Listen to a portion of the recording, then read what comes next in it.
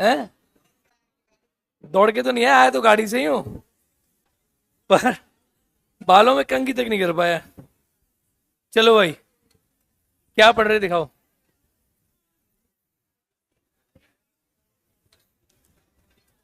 चलो ये खत्म करते हैं, अभी डालो। CVC, central vigilance commission, CVC.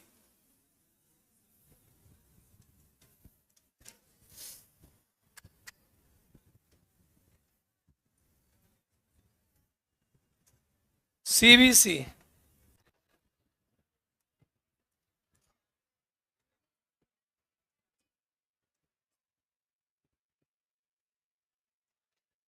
लिखो।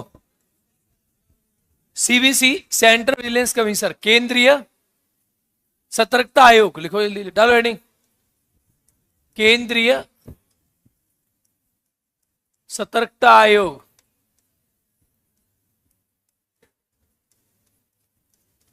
आ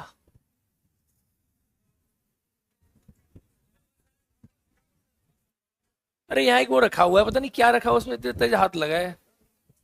हैं? कोई बीच में दरवाजा किसने रखा है, बीच में दरवाजा, रास्ते में दरवाजा किसने रखा है, वो उसमें आते ही हाथ लगाए, मेरे इतने स्पीड हाथ लगाए कि दर्द हो रहा है भयंकर लेवल का। किसने रखा है दरवाजा रास्ते में? हाँ, उस सीढ़ी के नीचे रखा हुआ है। हटवाओ उसको यार। कोई टीचर जल्दी जल्दी भागता हुआ आएगा, उसको लगी जाएगा। लिखो, केंद्रीय सतर्कता आयोग की स्थापना, स्थापना के संस्थानम समिति की सिफारिश पर, की स्थापना के संस्थानम समिति।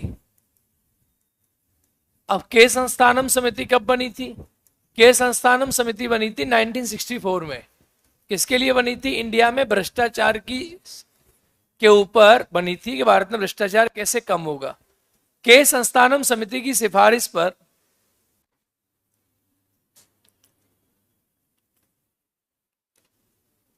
गठित किया गया, बस, के संस्थानम समिति की सिफारिश पर गठित किया गया, जिसे जिसे 1998 में, जिसे 1998 में संविधिक दर्जा, संविधिक दर्जा दिया गया,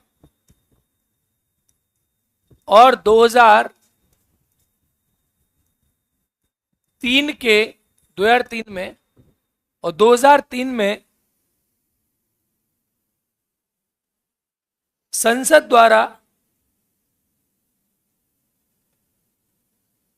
एक अधिनियम से 2004 में एक नामित संस्था बना दिया गया। 2004 में एक नामित संस्था बना दिया गया। नामित, लिखो लिखो। 2004 में क्या बना दिया गया? नामित संस्था बना दिया गया, जिसे सीवीसी नाम दिया गया, जिसे सीवीसी नाम दिया गया, नाम दिया गया, जिसे क्या नाम दिया गया? सीवीसी। तो बेसिकली हुआ क्या कि सीवीसी पहले भी था, लेकिन पहले जब सीवीसी था तो इसका नाम सीवीसी नहीं था। 2003 में मतलब ये 1998 में इसका एक्ट आया था, तो ये सीवीसी नाम की बॉडी नहीं थी। अब इसको क्या हुआ, पर्टिकुलरली नाम दे दिया सीवीसी 2004 से। ठीक है, डालो इसकी संरचना क्या होती है। संरचना, इसका कंपोजिशन क्या होता है? संरचना, संरचना एक अध्यक्ष, एक अध्यक्ष और दो सदस्य, एक अध्यक्ष और दो सदस्य, जिनकी नियुक्ति, एक अध्यक्ष दो सदस्य जिनकी नियुक्ति राष्ट्रपति करते हैं, राष्ट्रपति करते हैं, एक समिति की सिफारिश पर, एक समिति की सिफारिश पर। अब समिति में कौन कौन होता है? तो क्वेश्चन में लिखो समिति, राष्ट्रपति करते हैं समिति की सिफारिश पर।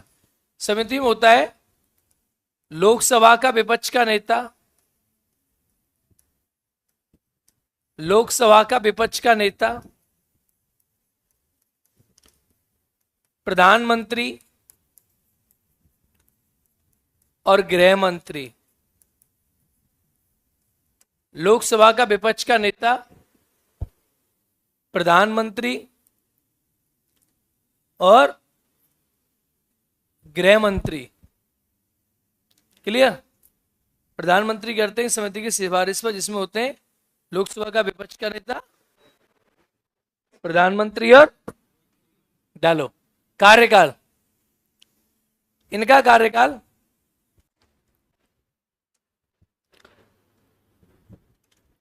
4 साल या 65 साल। कार्यकाल टर्म, कार्यकाल में लिखो 4 साल या 65 साल। देखो बदल गया ना कार्यकाल, कुछ नया है ना एकदम। यस, 4 साल या 65 साल जो पहले हो, 4 साल या 65 साल जो पहले हो। नेक्स्ट, राष्ट्रपति ने, नेक्स्ट है राष्ट्रपति ने दिवालिया होने पर, असमर्थ होने पर पद से हटा सकते हैं।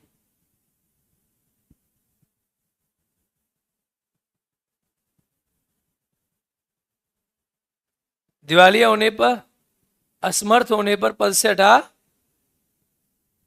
सकते हैं। ठीक है, अब आता है इनका कार्य, जो मेन चीज है। क्या काम करता है सीवीसी? आपने नाम सुना है इसके बारे में? क्या करता है सीवीसी? सीवीसी का कार्य है भ्रष्टाचार की जांच करना। यानी जितने भ्रष्टाचार के आरोप लगते हैं ना, भ्रष्टाचार के आरोप, भ्रष्टाचार के आरोपों की जांच करता है। आरोपों की जांच करना ये कार्य है। जितने भारत सरकार के ऊपर लगते हैं या कहीं भी लगते हैं, सरकारी कर्मचारी के ऊपर लगते हैं, उनकी जांच करता है। जितने भी सरकारी कर्मचारी हैं, ठीक है, उनकी जांच करता है सीवीसी। क्या कर रहे हैं, कौन, मतलब भ्रष्टाचार के जो आरोप है उनकी जांच करता है। अच्छा, इसके पास जांच करने के लिए खुद की कोई बॉडी नहीं होती। यानी ये सीवीसी में 3 ही आदमी होते हैं, ये सहयोग लेता है। सीवीसी जांच करता है सीबीआई के माध्यम से। इसके पास खुद ही जांच की संस्था नहीं है, ये सीबीआई के माध्यम से जांच करता है। सीबीआई इसकी मदद करती है, सीबीआई के माध्यम से जांच करता है। इसका एक पोर्टल होता है, जैसे आप जाओगे पोर्टल के ऊपर, आपने कोई शिकायत कर दी, तो इसके पोर्टल का नाम है विज आई। विज आई, ये विजिलेंस आई कहते हैं इसको। विजिलेंस यानी सतर्कता आई, विज आई इसका पोर्टल है। इस पोर्टल पे जाके आप कुछ लिखोगे तो वहां आपकी शिकायत दर्ज हो जाएगी। कोई अधिकारी मिला आपको, भ्रष्टाचार कर रहा है, आपने वीडियो बना लिया, इस पर आप वीडियो डाल दो, सीबीआई इसकी तुरंत जांच करती है इसके आदेश पे। और यही है जिसमें बड़े अधिकारी पकड़े जाते हैं, आईएएस बड़े बड़े जो पकड़े जाते हैं, विजिलेंस की टीम पकड़ती है उन्हें। यही है विजिलेंस, विज आई। आदमी इसके बाद 3 ही है, लेकिन ये सरकारी संस्थाओं की मदद के माध्यम से क्या करता है, कार्य करता है। अब इसकी भी आलोचना होती है। प्रधानमंत्री इसका मेंबर है, मतलब प्रधानमंत्री नियुक्ति कर रहा है, गृह मंत्री कर रहा है। अब जब 3 आदमी में 2 आदमी सरकार के, तो नियुक्ति अपने मन से करोगे। लोकसभा अध्यक्ष का क्या ही काम है, यहाँ पे कोई काम है नहीं है, इसलिए बहुत इफेक्टिव नहीं है विजिलेंस हमारे कंट्री में। लेकिन फिर भी सरकार के विरुद्ध, जैसे मान के चलो आप किसी और पार्टी के हैं, ऐसे आईएएस हैं जो बीजेपी की बात नहीं मान रहे, 2 मिनट में लटका दिए जाओगे, इसी के थ्रू लटकते हैं। लिखो विजिलेंस आई, विज आई कार्य। ठीक है, बड़ा सिस्टम हमारे कंट्री में ऐसा बना है, ऐसा कभी हो ही नहीं सकता कि ब्यूरोक्रेट 1-2 रुपए का भी करप्शन ना करे। और 1-2 रुपए करप्शन नहीं करेगा तब भी उसे करप्शन करवाना पड़ेगा। क्यों करवाना पड़ेगा? बहुत सारी चीजें हैं, उसके नीचे कोई आदमी कर ले करप्शन, तो अल्टीमेटली, और सरकार के पास तंत्र है उन्हें फंसाने का, जबरदस्त तंत्र है। इसमें 10-15 साल के लिए जेल जाता है आदमी, गया। तो इसीलिए क्या है, हमेशा देश ऐसा बनाया गया है कि सरकार से ब्यूरोक्रेट कभी भी सरकार के विपक्ष में काम नहीं कर सकता, किसी भी कीमत पर नहीं कर सकता। पिक्चर बात अलग है, रियलिटी में नहीं कर सकता। अगर करेगा तो उसकी नौकरी तो गई, जेल जो है उसको 10-12 साल की आराम से मिलेगी, काम कर ही नहीं सकता। इसलिए क्या होते हैं, ब्यूरोक्रेसी कई प्रकार की होती है। ब्यूरोक्रेसी कई प्रकार के ब्यूरोक्रेसी होती है। एक होती है डेडिकेटेड ब्यूरोक्रेसी, एक होती है अलग ब्यूरोक्रेसी। एक ब्यूरोक्रेसी होती है ऐसी ब्यूरोक्रेसी जिसे जिसकी सरकार है उसी के साथ रहते हो ब्यूरोक्रेट्स। यानी आज सरकार इसकी तो आज आरजेडी जेडीयू के साथ, कल सरकार आरजेडी की तो आरजेडी के साथ। ये ब्यूरोक्रेट्स का धर्म होता है। लिखो कार्य, इसका कार्य भ्रष्टाचार, भ्रष्टाचार लिखो नंबर 1, भ्रष्टाचार के आरोपों की जांच करना है, जांच करना है। नेक्स्ट, सरकारी कर्मचारियों पर लगे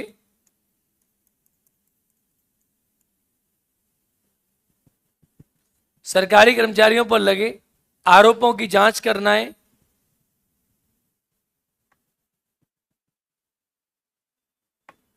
जांच करना है।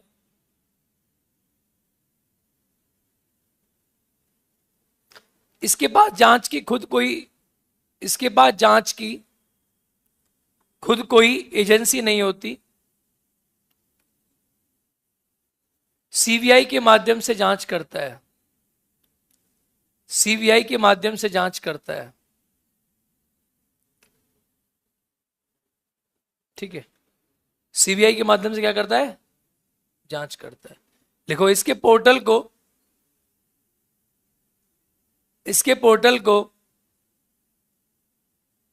विज आई कहते हैं। इसके पोर्टल को विज आई, विजिलेंस आई कहते हैं। ठीक है, वर्तमान में कौन है CBC, AS Rajeev, AS Rajeev वर्तमान सीबीसी है। हालांकि ये कभी नहीं पूछेगा आपके एग्जाम में, एएस राजीव प्रेजेंट, वर्तमान। प्रथम की जरूरत नहीं है इसमें, प्रथम प्रथम छोड़ है। हाँ अध्यक्ष, आयुक्त कहते हैं इसको, विजिलेंस कमिश्नर है इंडिया का, सीबीसी है एएस राजीव है। क्या योग्यता से फिक्स नहीं है इनका, योग्यता को दिया ही नहीं है इनका एक्चुअली। चलो अब इन ज्यादा, अब इन बॉडीज के बारे में ज्यादा नहीं जानना है, बस इतना पता रहे कि क्या होता है। लिखो सीआईसी, लिखो भाई जल्दी fast, CIC central information commission. अच्छा इसमें एक लाइन लिख लेना, सीबीसी में ये अपनी वार्षिक रिपोर्ट राष्ट्रपति को सौंपता है। सीबीसी ये अपनी वार्षिक रिपोर्ट राष्ट्रपति को सौंपता है। सेंट्रल इंफॉर्मेशन कमीशन राष्ट्रीय सूचना आयुक्त,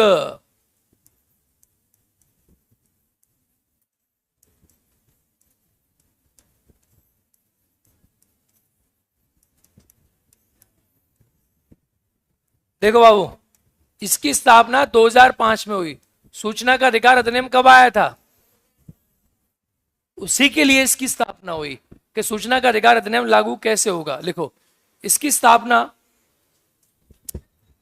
है, हाँ डालो डालो हेडिंग। अब थोड़ा सा आधा घंटा का जो टाइम खराब हुआ है उसको मैनेज करूंगा ना मैं जल्दी जल्दी, कोई बात नहीं, तो उसको थोड़ा खींच लेंगे। कल बहुत कुछ हुआ था, क्या हुआ था,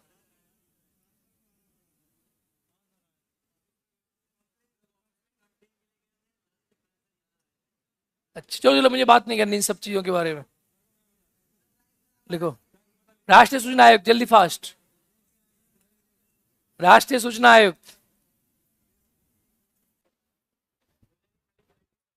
है।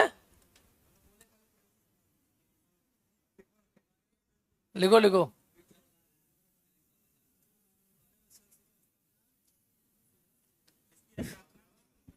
इसकी स्थापना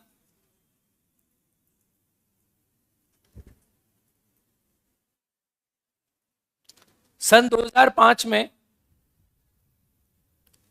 इसकी स्थापना सन 2005 में सूचना के अधिकार अधिनियम को, सूचना के अधिकार अधिनियम को सही से लागू करने के लिए हुई, सही से लागू करने के लिए हुई।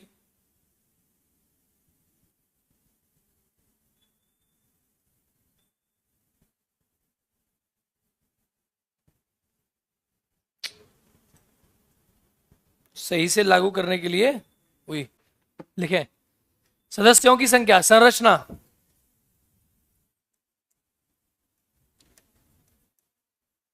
एक अध्यक्ष और 10 सदस्य, एक अध्यक्ष 10 सदस्य।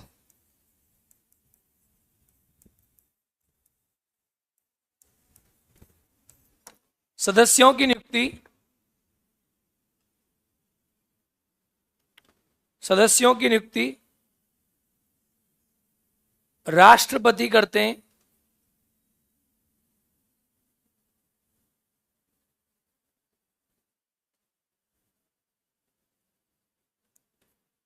सदस्यों की नियुक्ति राष्ट्रपति करते हैं, राष्ट्रपति करते हैं। बड़ा मामला फंसा दिया इसमें तो भाई। लिखें इसका कार्यकाल, कार्यकाल, कार्यकाल अधिकतम 65 वर्ष की आयु तक,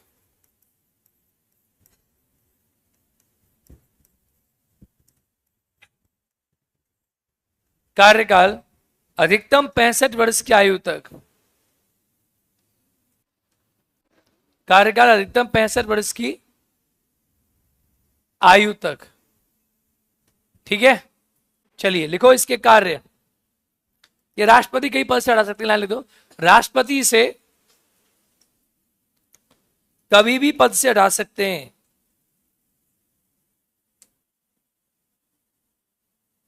राष्ट्रपति से कभी भी पद से हटा सकते हैं। डालो इसके कार्य। सूचना के अधिकार अधिनियम को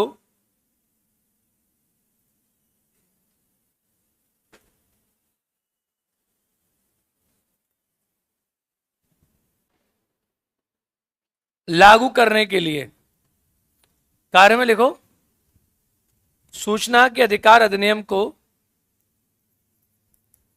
लागू करने के लिए,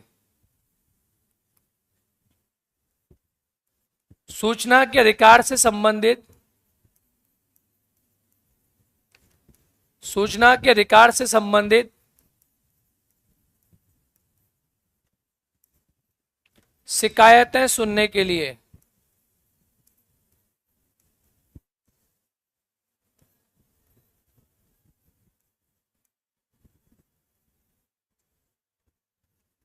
सूचना के अधिकार से संबंधित शिकायतें सुनने के लिए,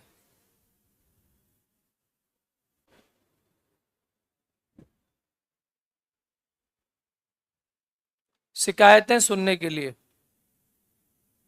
ठीक है, बस चलो इतना इसका काम है। अब डालो नेक्स्ट बॉडी और लास्ट, लोकपाल एंड लोकायुक्त। इसको डिटेल में पढ़ना पड़ेगा, लोकपाल एंड लोकायुक्त। ये तो मैंने आपको ऐसे पढ़ा दिया है, सीआईएससी तो बिना काम के है। वार्षिक रिपोर्ट राष्ट्रपति को सौंपता है, लिख दो वार्षिक रिपोर्ट राष्ट्रपति को सौंपता है। और वर्तमान सीआईएससी का नाम बता ढूंढ के क्या है। चलो लोकपाल और लोकायुक्त, लोकपाल और लोकायुक्त। सुनो बाबू, इसमें जो पिछला वाला आपने पढ़ा है ना, इनमें सब ये मत समझना कि सर बस इसमें इतना पूछा जाता है कि इसकी नियुक्ति कौन करता है और उम्र कितनी है। बाकी इससे आज तक क्वेश्चन आए नहीं है, कहीं बीपीएससी में कभी नहीं आया, यूपीएससी भी नहीं पूछती इन लोगों से प्रश्न। जब पूछती है कोई लागू हुए थे तब पूछे थे शुरुआत के दौर में, इसलिए मैंने ज्यादा ये पूछती है लोकपाल और लोकायुक्त। ठीक है, इसके बारे में लिखो। देखो, लोकपाल और लोकायुक्त अधिनियम 2013 आया। होता क्या है, लोकपाल जो होता है केंद्र में होता है, और लोकायुक्त होता है कहां होता है बाबू, राज्य में होता है। ठीक है, तो लोकपाल लोकायुक्त अधिनियम आया। लोकपाल लोकायुक्त अधिनियम, लोकपाल लोकायुक्त होता क्या है, विश्व का सबसे पहला लोकपाल। देखो जो लोकपाल है, इस लोकपाल को कहते हैं ओम्बड्समैन। क्या कहते हैं, ओम्बड्समैन। नाम सुना आपने? ये सबसे पहले 1809 में लोकपाल का जो विचार था ये स्वीडन में आया था। कहां आया था? यानी ऐसा व्यक्ति, पाल माने होता है मित्र और लोक माने होता है जनता, जनता का मित्र।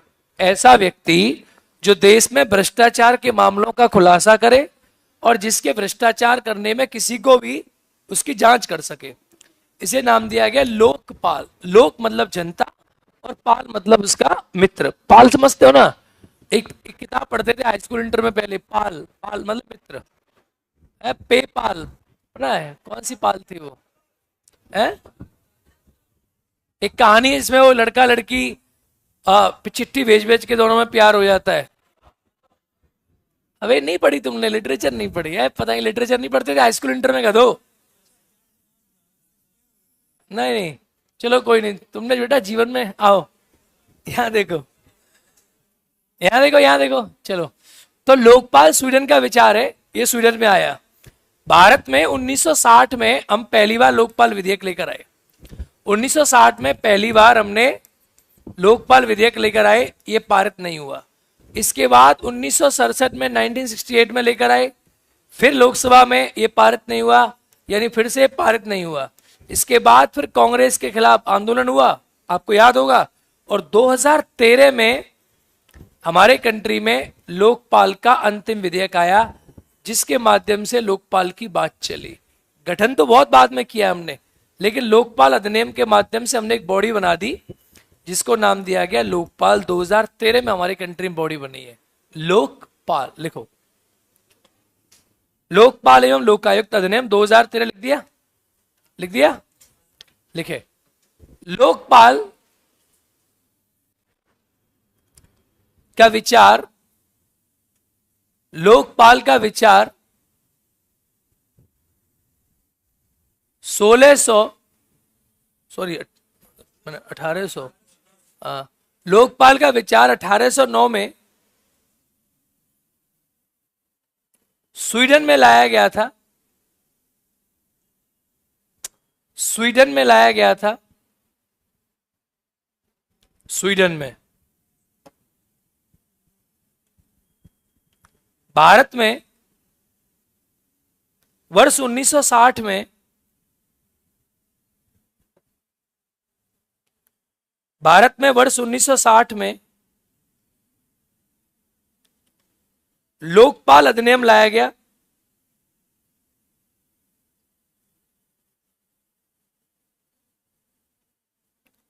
लेकिन वह पारित नहीं हो सका।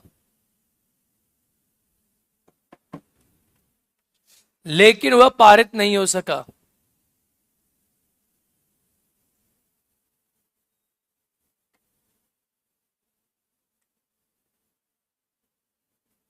पारित 1968 में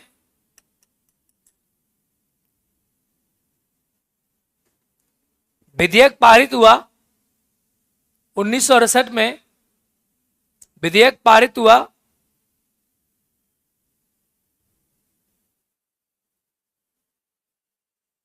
लेकिन लोकसभा के विघटन के कारण, आपको पता है जो विधेयक लोकसभा में आएगा और लोकसभा क्या हो जाएगी, विघटित, तो विधेयक क्या हो जाएगा? जिस विधेयक ने लोकसभा का फेस देख लिया वो क्या हो जाता है? मर जाता है। बोलो हाँ या ना? बस लिखो, विधेयक लोकसभा में आया, पारित हुआ, लेकिन लोकसभा विघटित होने के कारण विधेयक समाप्त हो गया। लोकसभा के विघटन के कारण विधेयक क्या हो गया? समाप्त हो गया। सन 2013 में समाप्त हो गया, लिख दिया ना बेटा? लोकसभा के विघटन के कारण विधेयक क्या हो गया? विघटन के कारण विधेयक क्या हो गया? समाप्त हो गया। 2013 में यूपीए सरकार, यूपीए मतलब कांग्रेस, यूनाइटेड प्रोग्रेसिव अलायंस, सरकार विधेयक लेकर आई,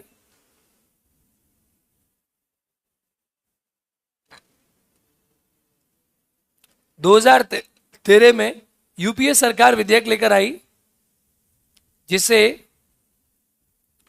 16 जनवरी 2014 से लागू किया गया।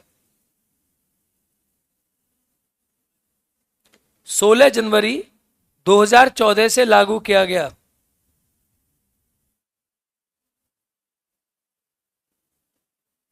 लागू किया गया।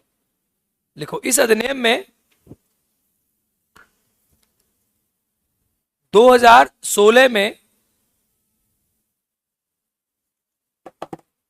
संशोधन किया गया।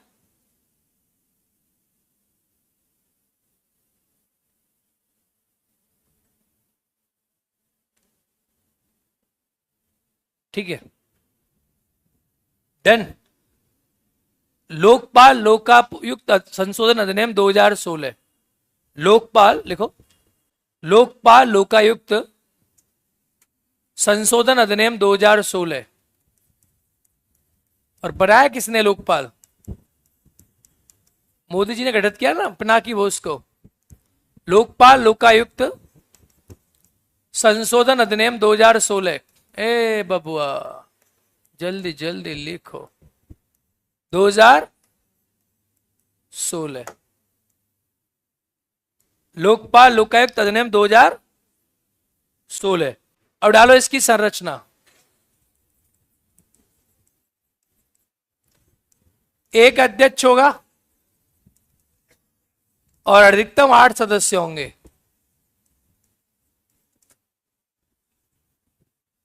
एक अध्यक्ष, अधिकतम 8 सदस्य। अध्यक्ष सर्वोच्च न्यायालय का, लिखो अध्यक्ष में, सर्वोच्च न्यायालय का सेवानिवृत्त न्यायाधीश। अध्यक्ष में लिखे सर्वोच्च न्यायालय का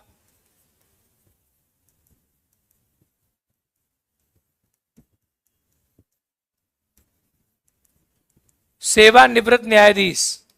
सदस्यों में लिखे आधे सदस्य न्यायिक पृष्ठभूमि के होंगे, जज वगैरह होंगे, जबकि आधे सदस्य,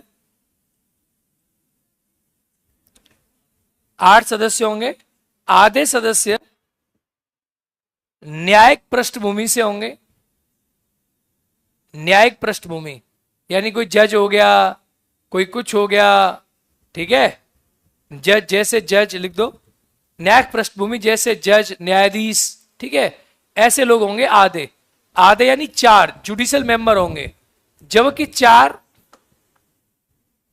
सार्वजनिक मामलों के, अरे आधे सदस्य न्यायिक पृष्ठभूमि के होंगे, जबकि आधे 4, लिखे 4 सार्वजनिक मामलों के ज्ञाता, सार्वजनिक मामलों के ज्ञाता जिनके पास सार्वजनिक मामलों का 25 वर्ष का अनुभव होगा।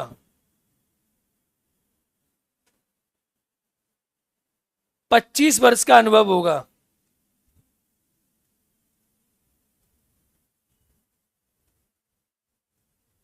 देखो कार्यकाल, कार्यकाल टर्म क्या है इनका? इसका कार्यकाल है 5 साल या 70 साल। इसका भी नया आ गया, यस, कार्यकाल है 5 साल या 70 साल। जो पहले हो, 5 साल या 70 साल जो पहले हो, 5 ईयर या 70 ईयर विच एवर अर्लियर, जो पहले हो। लिखो राष्ट्रपति ने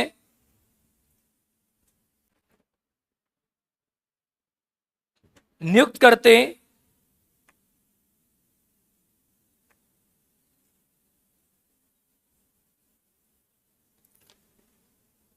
नियुक्ति एक समिति की सिफारिश पर होती है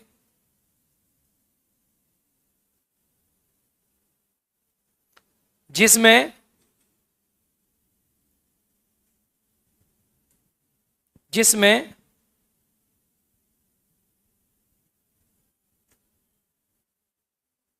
लोकसभा मेंबर, लोकसभा का अध्यक्ष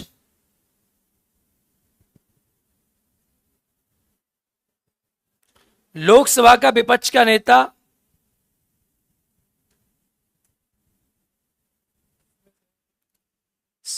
नियुक्ति एक समिति की सिफारिश पर होती है जिसमें लोकसभा का अध्यक्ष, लोकसभा का विपक्ष का नेता, प्रधानमंत्री,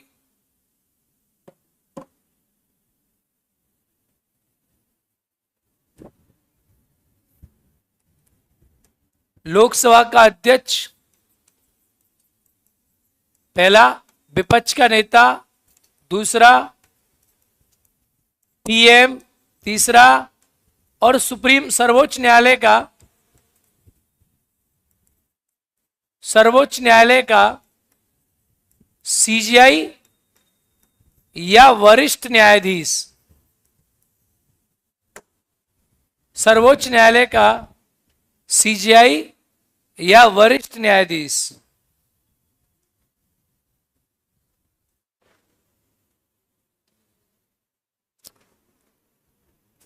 वरिष्ठ न्यायाधीश लिखो। राष्ट्रपति ने पद से हटा सकते हैं, रिमूवल, ठीक है, सर्वोच्च न्यायालय के जजों की तरह, सर्वोच्च न्यायालय के जजों की तरह, वो आपको बताइए।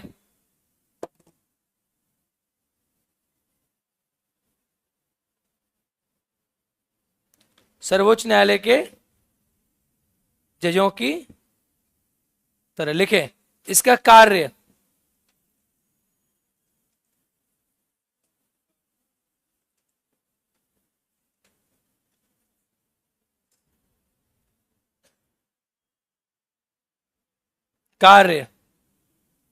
लिखे।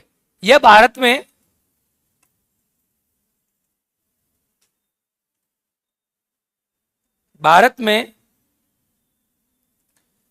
भ्रष्टाचार के मामलों की जांच करता है,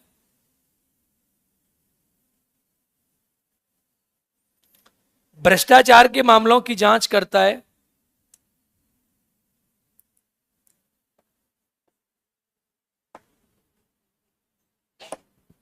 इसके अधिकार क्षेत्र में भ्रष्टाचार के मामलों की जांच करता है, इसके अधिकार क्षेत्र में प्रधानमंत्री, पीएम, मंत्री, सांसद, ग्रुप ए, ग्रुप बी, यानी इंडिया की जो टॉप क्रीम है ना, सबकी जांच कर सकता है। तभी तो लोगों ने आंदोलन किया था इसके लिए। इसके चक्कर में तो सरकार चली गई कांग्रेस की, और इसी के चक्कर में अरविंद केजरीवाल आ गए, और इसी के चक्कर में अन्ना हजारे बेचारे इसको बनवाने के बाद विलुप्त हो गए, उनकी जगह अरविंद केजरीवाल ने ले ली। लिखें, इसके अधिकार क्षेत्र में पीएम, मंत्री, सांसद, ग्रुप ए, ग्रुप बी के सभी अधिकारी, सी नहीं, वो तो नीचे वाला कोई भी जांच कर लेता है, के सभी अधिकारी आते हैं। लोकपाल को सिविल न्यायालय की शक्ति प्राप्त होती है।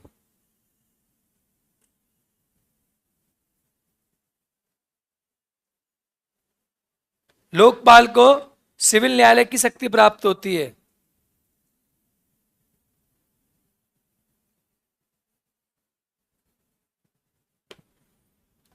भारत के प्रथम लोकपाल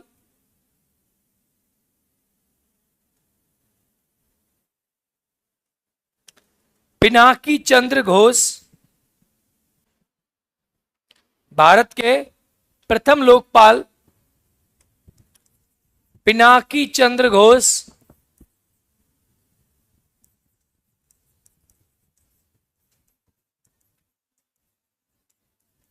पिनाकी, पिनाकी, हाँ, घोष नाम सुना है इनका? ये तो क्वेश्चन करंट अफेयर्स में बहुत आता था पहले। लेकिन भारत के वर्तमान लोकपाल कौन है? खानविलकर है। क्या नाम है? खानविलकर ना। पूरा नाम क्या है उनका? एन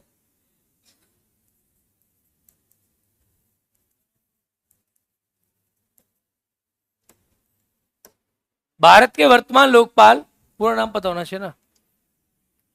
अजय खानविलकर लिखो। भारत के वर्तमान लोकपाल अजय खानविलकर हैं।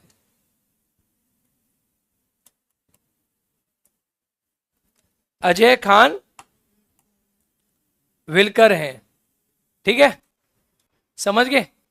अजय खान विलकर। ये आपका खत्म हो गया लोकपाल।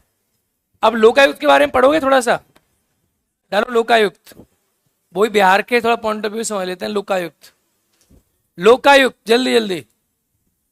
अजय खान विलकर, लोकायुक्त। टेंशन ना लो, अब तुम बैठना ही है, तुम्हें अब मैं समझाऊंगा थोड़ा चीज इसके लोकपाल के बाद। लोकायुक्त देखो, लोकायुक्त क्या होता है? लोकायुक्त राज्यों में होता है। कहां होता है? और लोकपाल कहां होता है? भारत का पहला लोकपाल, भारत का पहला लोकायुक्त कहां बना था? महाराष्ट्र में। कहां बना था? महाराष्ट्र में 1971 में भारत का पहला लोकायुक्त बना था। और लोकायुक्त जब राज्यों में होता है तो बड़ी सिंपल सी बात है, इसकी नियुक्ति कौन करता होगा? राष्ट्रपति या राज्यपाल? बहुत सिंपल सी बात है।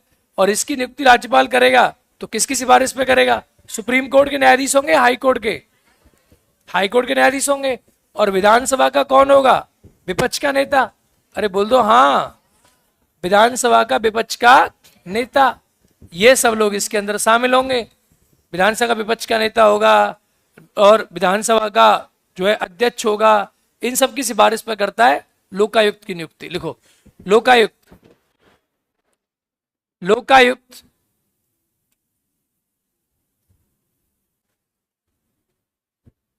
लोकायुक्त। बेटा ऐसा है कि ये पर्ची देना तो मुझे बंद कर दो फिलहाल। मुझे कल ही सुनने को मिल गया तुम्हारी वजह से चक्कर में कि तुम जो है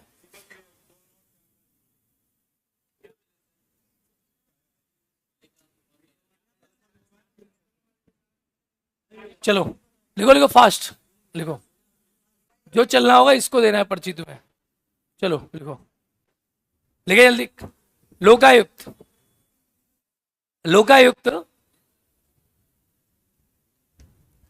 राज्यों में होता है। तुम एक नंबर के गधे हो। मैंने तुमसे कब कहा था कि बिहार स्पेशल तुम्हारा खत्म नहीं हुआ, ये नहीं हुआ? अरे तुम्हें, मैं तो अपना टॉपिक की बात करता हूं तुमसे। लिखो लिखो जल्दी फटाफट लिखो। भारत में लोकायुक्त राज्यों में होता है।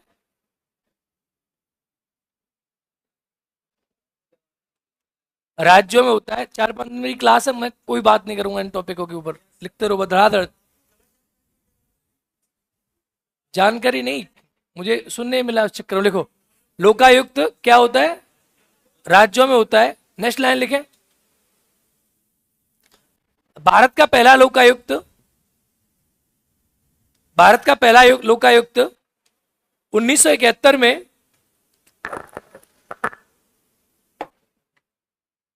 महाराष्ट्र में नियुक्त किया गया। भारत का पहला लोकायुक्त 1971 में महाराष्ट्र में नियुक्त किया गया।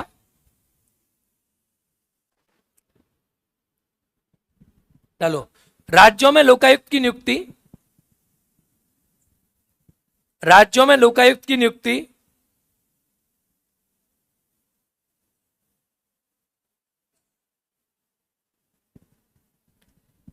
राज्यपाल द्वारा, राज्यपाल द्वारा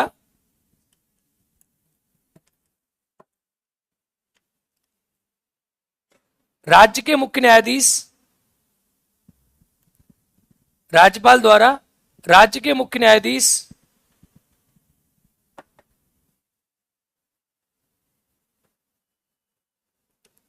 विधानसभा के विपक्ष के नेता,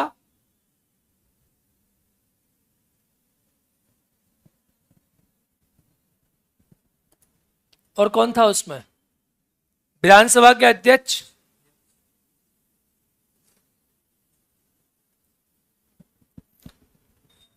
सीएम भी हो जाएगा, की सिफारिश पर की जाती है। हाँ सीएम भी होगा, क्यों नहीं होगा, की सिफारिश पर की जाती है।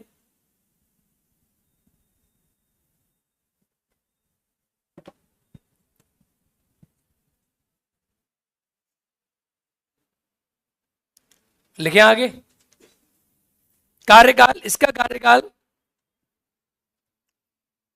कार्यकाल, कार्यकाल 5 वर्ष या 65 वर्ष, कार्यकाल 5 वर्ष या 65 वर्ष, 5 साल या जो पहले हो, जो पहले हो। डालो, बिहार के प्रथम लोकायुक्त, बिहार के प्रथम लोकायुक्त वर्ष 1973 में, 1973 में श्रीधर वासुदेवा, इसमें तुम्हारा बिहार कवर हो ही जा रहा है टॉपिक में। लोकायुक्त वर्ष 1973 में श्रीधर वासुदेवा, श्रीधर वासुदेवा बने, श्रीधर वासुदेवा बने। वर्तमान लोकायुक्त श्याम किशोर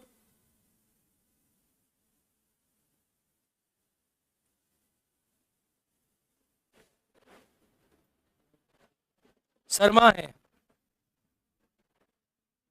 श्याम किशोर शर्मा है। कहां के, बिहार के कहीं और पूरे देश के?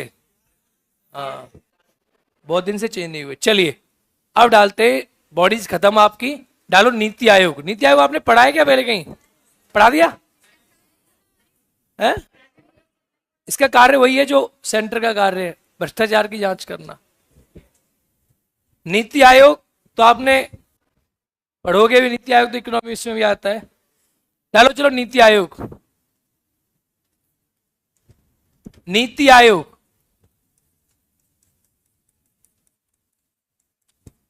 अब ये किस प्रकार की संस्था होगी? गैर संवैधानिक ना, कैसी होगी ये, या संवैधानेतर? लिखो, यह एक गैर संवैधानिक संस्था है। क्या था हमारे कंट्री में, पहले आपको पता है हमारे कंट्री में क्या बना हुआ था? हमारे कंट्री में योजना आयोग बना हुआ था। तो जैसे मोदी जी आए तो मोदी जी ने कहा कि योजना आयोग ठीक से काम नहीं कर रहा है, उन्होंने क्या हुआ, नीति आयोग बनाया। नीति आयोग की फुल फॉर्म है national institution, national institution for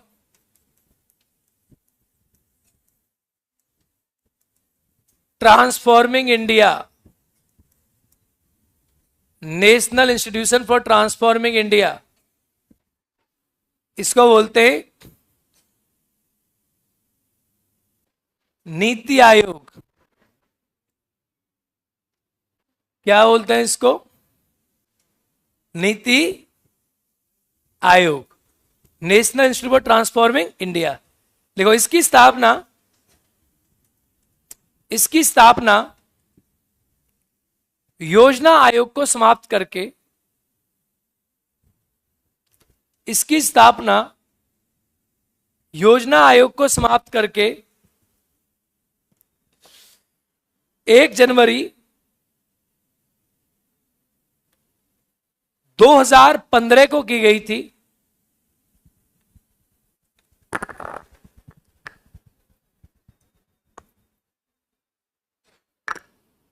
ठीक है, 2015 को। यह भारत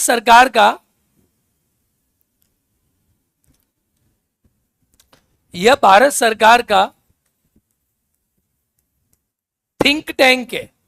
मोदी जी ने कहा कि हम सोचने के लिए एक टैंक बनाएंगे जिसका नाम है नीति आयोग। एक्चुअली क्या होता है कि ये सोचता है, सिर्फ सोचता है। यह भारत सरकार का थिंक टैंक है। लिखो, इस संस्था का निर्माण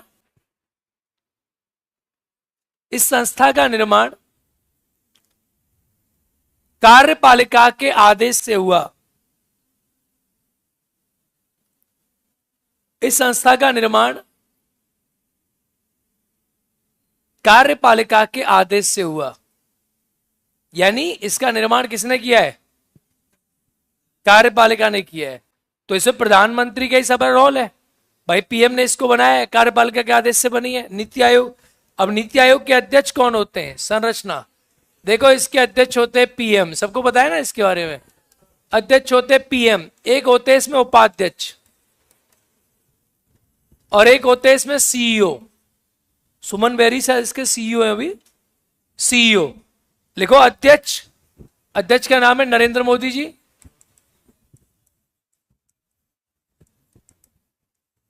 उपाध्यक्ष और सीईओ। उपाध्यक्ष कौन है अभी नीति आयोग के? सुमन बेरी है, चेंज नहीं हुआ? ठीक है, मुझे इनका सबका सब संस्था ऐसी चीज है ना कि 10-15 दिन में चेंज हो जाती है। यानी आपने कॉपी में कुछ लिखा और 2 दिन बाद कुछ और हो गया, क्योंकि ये करंट अफेयर्स में आपको अपडेट करना पड़ेगा। इतनी सारी बॉडीज हैं, डेली कोई ना कोई चेंज हो रहा है। सुमन बेरी उपाध्यक्ष कौन है इसके? अरे सुमन बेरी उपाध्यक्ष है, सीईओ है?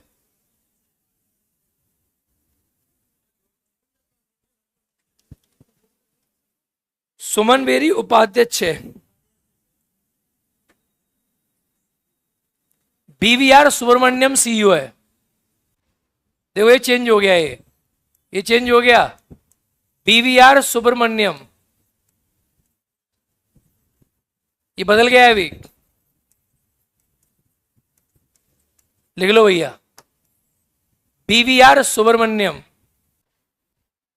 ये सीईओ है इसका आज, अभी। ठीक है, कोई कार्यकाल तो इनका होता नहीं है, कभी हट सकते हैं। ठीक है, बीवीआर सुब्रमण्यम ये इसके सीईओ हैं। लिखो, सभी राज्यों के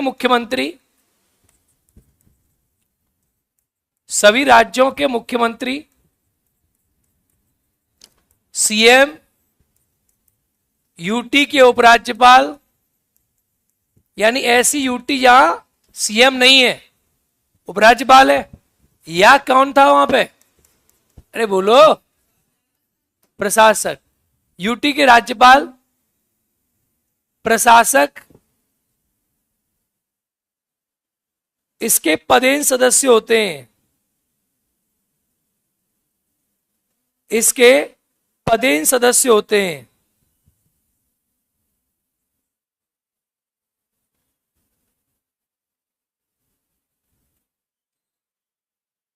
पदेन सदस्य होते हैं। इनकी नियुक्ति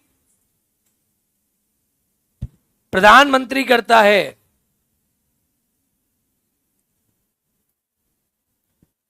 इनकी नियुक्ति प्रधानमंत्री करता है। कौन करता है? प्रधानमंत्री करता है।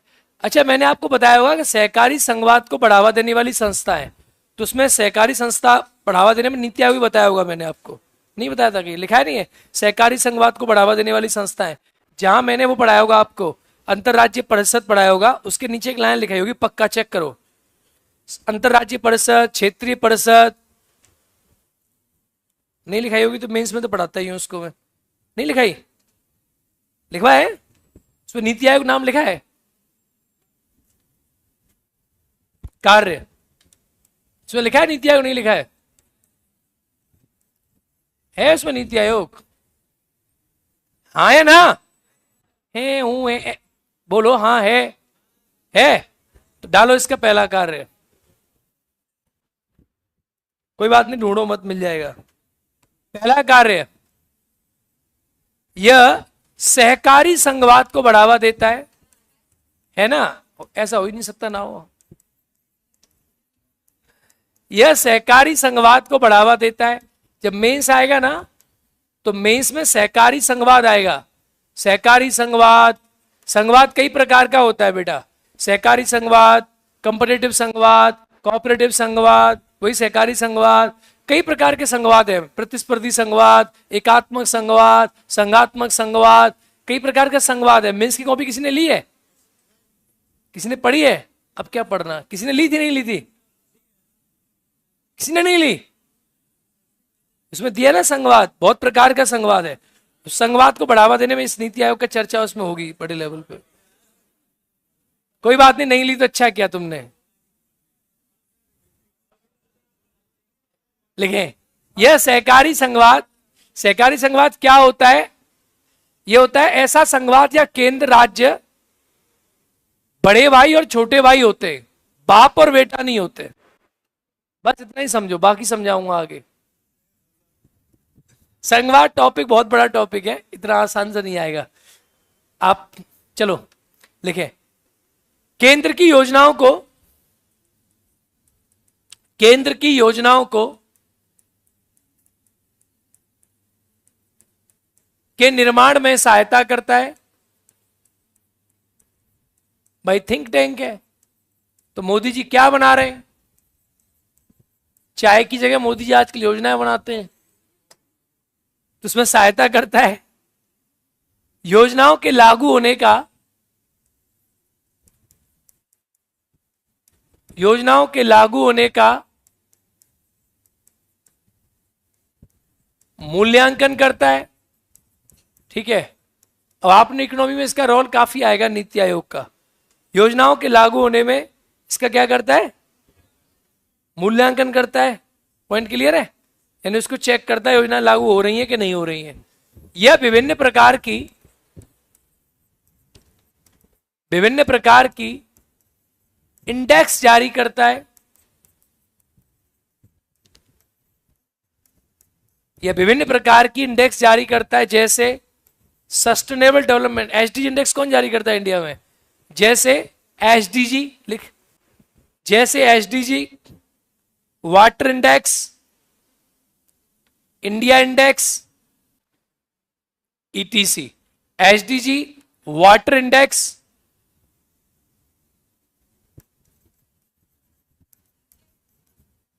इंडिया इंडेक्स,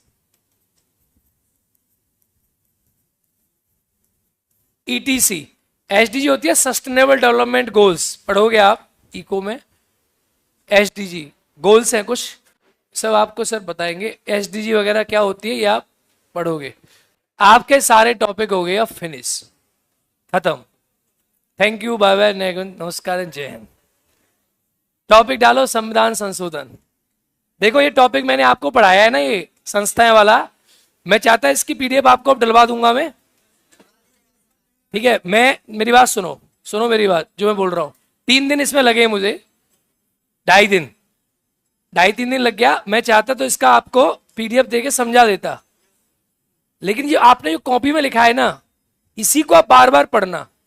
पीडीएफ तो बस आप एक बार थोड़ा चेक कर लोगे, बस इससे बाहर एक भी क्वेश्चन नहीं आएगा जो मैंने कॉपी में लिखा है। ये शॉर्ट है, ब्रीफ है। अदरवाइज आप क्या होते कि आपकी कॉपी बन नहीं पाती है, छूट जाता, फिर आप कहीं और से पढ़ते, फिर मामला घेंच पैंच हौच पहुंच हो जाता। तो दो जो है इसको प्यार से बार बार पढ़ना, ठीक है? बहुत डिटेल में नहीं है, शॉर्ट है, लेकिन ये बहुत यूजफुल है पीटी के लिए। डन डन, डालो टॉपिक संविधान संशोधन। संविधान संशोधन, नेक्स्ट टॉपिक संविधान संशोधन। क्या बेटा? संविधान संशोधन क्लास है, डालो संविधान संशोधन। ये अगला टॉपिक है। कुछ बच्चे कह रहे थे संविधान संशोधन विधेयक छूट गया था, छूट गया था। छूटे या कुछ नहीं, मुझे सब पता है कहां कब कौन सी चीज आएगी। डोंट वरी बेटा, सुनो ना, ए बबुआ, तुम एक फाइल लगाओ, किसके नंबर पे भेजू बेटा? वही नंबर पे। संविधान संशोधन की एक पीडीएफ है सिकंदर।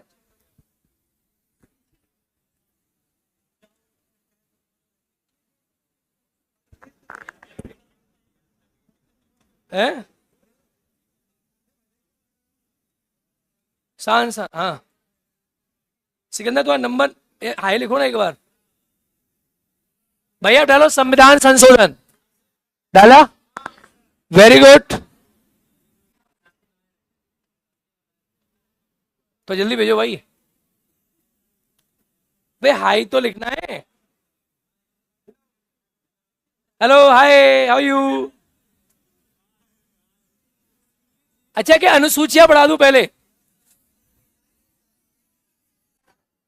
डाल दिया हेडिंग। ये थोड़ा बड़ा टॉपिक है ना, और समय शायद क्लास 9 बजे तक है ना?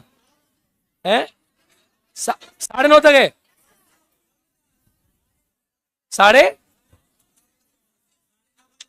शांत रहो। टाइमिंग कितनी है बेटा? खत्म होने की टाइमिंग कितनी है?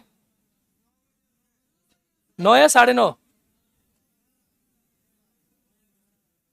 बेटा क्या टाइमिंग है? 9:15। हो जाएगा, लिखो। हो जाएगा, हो जाएगा, लिखो, डालो संविधान संशोधन। संविधान संशोधन, देखो भाई सुनो, संविधान संशोधन समझना पहले ध्यान से, बाकी इसमें कुछ नहीं है, बस समझना है। समझो, सुनो। ए बाबू, वैसे अनुसूची पढ़ लो, ज्यादा बढ़िया रहोगे। डाल दी हेडिंग? हेडिंग डाल दी। अनुसूची के बाद क्या है ना, अनुसूची के बाद संविधान संशोधन के टॉपिक में जैसे 52वां संविधान संशोधन आएगा, 10वीं अनुसूची कब जोड़ी गई वगैरह वगैरह, तो कवर हो जाएगा। ठीक है, आप टॉपिक अनुसूची डालो, संविधान संशोधन भी लिखो, स्लैश करो, लिखो अनुसूची, काटो मत, खराब नहीं होगा, देखो स्लैश। हाँ, अनुसूची लगाओ, क्योंकि ये 106 संविधान संशोधन है।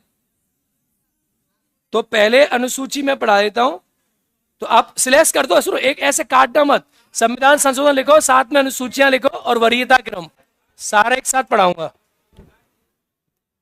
संविधान संशोधन साथ में लिखो, अनुसूचियां, ऐसे मत काटो। उसमें क्या है, टॉपिक बाय टॉपिक चलते जाएंगे, और फिर लिख दो वरीयता क्रम, वरीयता क्रम।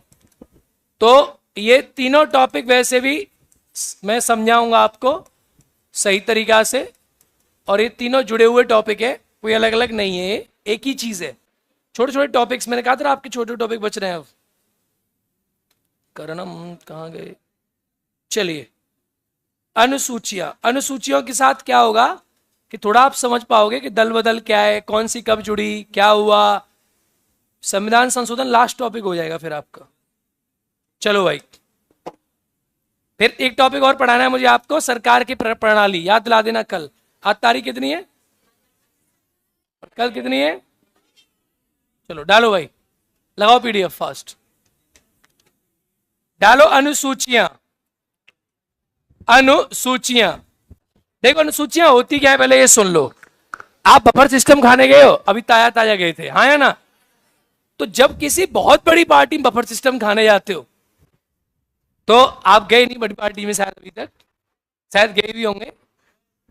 बहुत बड़ी पार्टी में बफर सिस्टम खाने जाओगे, तो वहां जो खाना होता है ना, जैसे उसे खाने का एक मेन्यू लगा रहता है, ऐसे करके। एक बार मैं गया था, मैंने देखा एक बहुत बड़े मंत्री साहब के बेटे की शादी से मेन्यू लगा हुआ था, मेन्यू, सेंट्रल मिनिस्टर, ऐसे करके मेन्यू लगा रहेगा गेट पे, और वहां लिखा रहेगा कि ये आइटम इतनी नंबर स्टॉल पे है।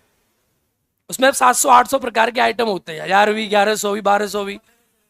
तो वहां लिखा रहता है कि this particular item number stall number 8 पे, स्टॉल नंबर 12 पे, स्टॉल नंबर 15 पे, स्टॉल नंबर 17 पे, स्टॉल नंबर 24 पे। मतलब मैं यहाँ गया तो देखा कि स्टॉल स्टॉल लगी थी, जगह थी ना, वो करीब ऑन एवरेज होगी तो 8 से 10 बीघा में होगी, स्टॉल लगी रहती हैं। तो जैसे स्टॉल क्या है, अब संविधान है, अब संविधान में भाग है, समझना मेरी बात ध्यान से समझना। जैसे संविधान है, तो संविधान में तो भाग बना हुआ है, और भाग के सामने अनुच्छेद लिखा हुआ है और अनुच्छेद में मामला रखा हुआ है। मामला यानी मैटर है, यानी उसके अंदर क्या है, मैटर है। ठीक है, ये मैटर है। तो संविधान में क्या है, ऐसे करके ऐसे करके ऐसे करके ऐसे करके ऐसे करके बहुत सारे भाग रखे हुए। अब इस भाग में जैसे ये भाग 1 है, भाग 2, 3, 4, 5, 6, 7, 8, 9, 10, 11, 12, ये वगैरह वगैरह, ऐसे करके संविधान में भाग ही भाग है, भाग ही भाग है। हर भाग में अनुच्छेद है। तो ये स्टॉल है, इस स्टॉल पे गोलगप्पे, इस पे रसमलाई, गुलाब जामुन, गाजर का halwa, pizza, burger, rasmalai, jalebi, paneer chicken, सब है। पनीर चिकन कौन सा होता है, बस आ गया मुंह में पानी आ गया, इतना ही काफी था। अब समझो, तो ये संविधान है, हर चीज संविधान में दी हुई है। भाग भाग मौलिक अधिकार, भाई भाग 3 मौलिक अधिकार, भाग 2 नागरिकता, स्टॉल लगी हुई, स्टॉल लगी, स्टॉल लगी है। अब इस शादी में जब आप गए तो बाहर इंडेक्स लगी है और इंडेक्स में लिखा है, इंडेक्स में लिखा है मेरे लाडले कि गोलगप्पा यानी मौलिक अधिकार आपको स्टॉल नंबर 3 पे मिलेगा। यही है अनुसूचियां, एंड जस्ट नथिंग। कुछ समझ आया? Schedules are only a list that mention the subject of constitution, nothing else. कुछ समझ आया? अनुसूचियां संविधान के दिए गए विषयों की लिस्ट है बस, और कुछ भी नहीं है। तो जो आपने पढ़ा है, जैसे आर्टिकल 248 पढ़ा, 246 पढ़ा, संघ के विषय, राज्य के विषय, संवर्ती सूची, वो यहां लिस्ट होगी। एक अनुसूची नंबर 7 यहां लिस्ट है। तो ये बफर सिस्टम की एक एंट्री से पहले दी गई एक लिस्ट है, जिसे क्या कहते हैं, बस। बोलो हाँ या ना, बोलो हाँ या ना। Menu card.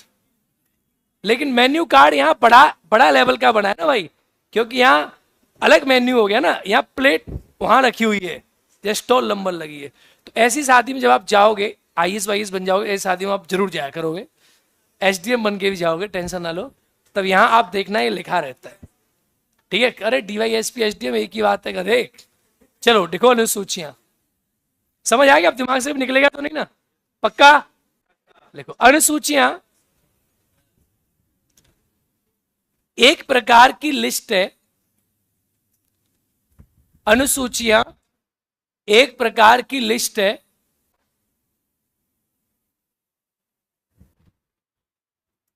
है जिसमें संविधान के दिए गए विभिन्न मामलों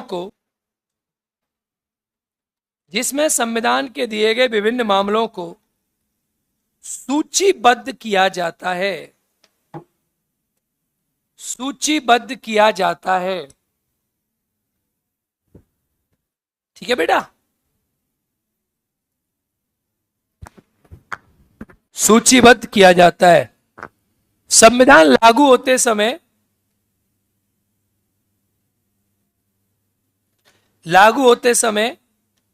8 अनुसूची थी,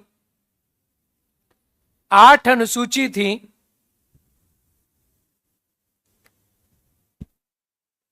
और वर्तमान में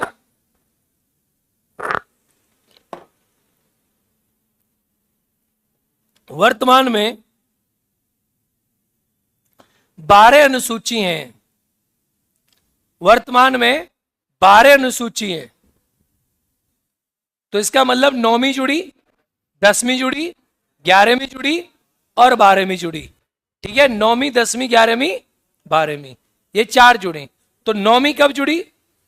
9वीं अभी लिखेंगे, इसको पढ़ेंगे।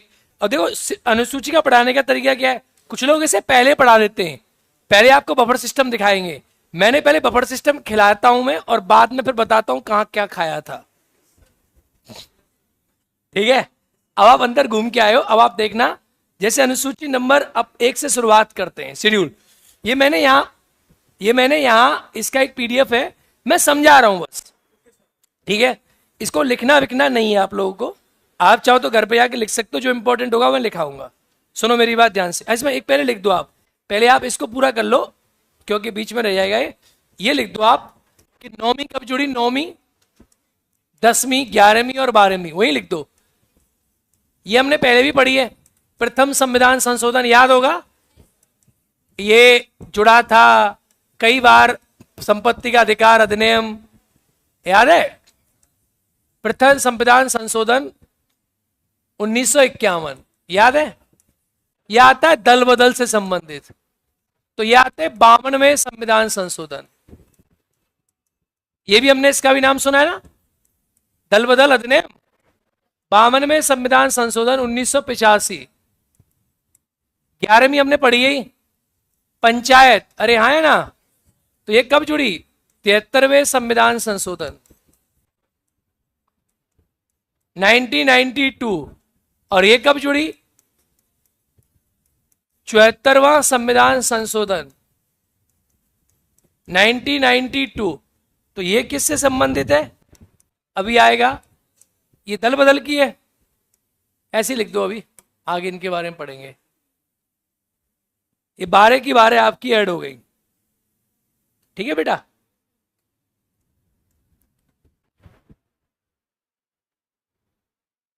बोलो डंडनाडन। अब देखो, अब आज आप इन्हें घर से लिखना, मैं समझा रहा हूं, छोटा सा तो काम दे रहा हूं, कुछ नहीं है, एक छोटा सा काम दूंगा जो घर से करके लाओगे। देखो क्या है, प्रथम अनुसूची है, सुनना पड़े ध्यान से, हमें समझना है कि हमने इसके बारे में कहां पढ़ा है। तो इसमें लिखा है संघ और उसके राज्यों के नाम क्षेत्र, यानी अनुच्छेद 1 से 4 पढ़ चुके, बोलो हाँ। इस स्टॉल पे जाके खाना खा चुके या नहीं, बोलो हाँ ना, बस खत्म। अनुसूची नंबर 1 क्या है, संघ और राज्यों के नाम, यानी हमारे देश में जितने राज्य हैं उनके नाम और यूटी के नाम अनुच्छेद 104 में इसका खाना है। खा चुके, पढ़ चुके, बस। अब ऐसे करके इसको घर पर जाके इधर अनुसूची लिखना, उसमें सब्जेक्ट क्या है, कितनी अनुसूची है, 12, अभी कभी याद कराए तो 12 की 12, ठीक है। ये इसमें क्या है, हमारे राज्यों के नाम और संघराज्य क्षेत्रों के नाम और उनकी सीमाएं इसके अंदर दी गई हैं। कितने राज्य, 28 राज्य हमारे कंट्री में, और 8 क्या है हमारे कंट्री में। यूटी के बारे में पढ़ चुके, राज्यों के बारे में पढ़ चुके, सारा खेल खत्म। इस अनुसूची का आप पूरा बफर सिस्टम खत्म कर चुके हो। अनुसूची नंबर 2, अनुसूची नंबर 2, इस अनुसूची में विभिन्न पदाधिकारियों का वेतन है। अनुसूची नंबर 2, इसमें क्या है, विभिन्न पदाधिकारियों का वेतन है। जैसे जो जो लोगों को वेतन मिलता है, तो पहले भारत का नाम है, फिर इनका वेतन है। भाई वेतन कैसे, जैसे आप किसी कुछ बना रहे हो तो उसका वेतन होगा। अब विभिन्न पदाधिकारियों का वेतन, शपथ नहीं है, क्या है इसमें, जैसे राष्ट्रपति का वेतन मैंने आपको पढ़ाया, तो आर्टिकल 59(3) में पढ़ाया था कि नहीं, कितना वेतन बताया था, 5 लाख, बोलो हाँ। उपराष्ट्रपति का वेतन तो था नहीं, राज्यसभा के सभापति का था, बोलो हाँ। राज्यपाल का पढ़ाया 3.5 लाख, लोकसभा अध्यक्ष का 4 लाख, राज्यसभा सभापति का 4 लाख, विधानसभा वगैरह का हमने छोड़ दिया, इसकी जरूरत नहीं थी। तो ये सर्वोच्च न्यायालय के न्यायाधीशों का वेतन 2,80,000 और 2.5 लाख, इसका 2.5 लाख और 2,25,000। सीएजी का जो वेतन है वो सर्वोच्च न्यायालय के न्यायाधीशों के बराबर होता है, यानी कितनी लाख हो गया, 2.5 लाख। तो इनके वेतन के बारे में इसमें वर्णन है, बस विभिन्न पदाधिकारियों का वेतन। क्लियर, क्लियर, किसको कितना वेतन मिलता है, उसका ऐसा वेतन लिखा हुआ है। याद रखना है यहां पर, यहां वही वाली बात जैसे मैंने आपको पढ़ाया है कि उपराष्ट्रपति का कोई वेतन नहीं है, तो उसका यहां पर जिक्र भी, बोलो हाँ या ना, सिंपल सिंपल, बोलो। विभिन्न पदाधिकारी, क्वेश्चन कैसे पूछता है पता है बीपीएससी वगैरह में, कि विभिन्न पदाधिकारियों का वेतन कौन सी अनुसूची में, दूसरी। मैंने आपको बार बार बताया, तीसरी अनुसूची, तीसरी अनुसूची, याद आ रहा है, विभिन्न पदाधिकारियों की शपथ, क्या लिखी है इसमें। अब मैंने कहा था कि राष्ट्रपति राज्यपाल, याद है, राष्ट्रपति राज्य, याद नहीं है, और राष्ट्रपति राज्यपाल और उपराष्ट्रपति की शपथ का वर्णन इसमें, बाकी सबका, और जहां जहां हमने पढ़ा वहां लिखा है इसकी शपथ का वर्णन अनुसूची 3 में है या नहीं है, याद है, याद है। देखो मंत्रियों का हमने लिखा अनुसूची 3 में वर्णन है।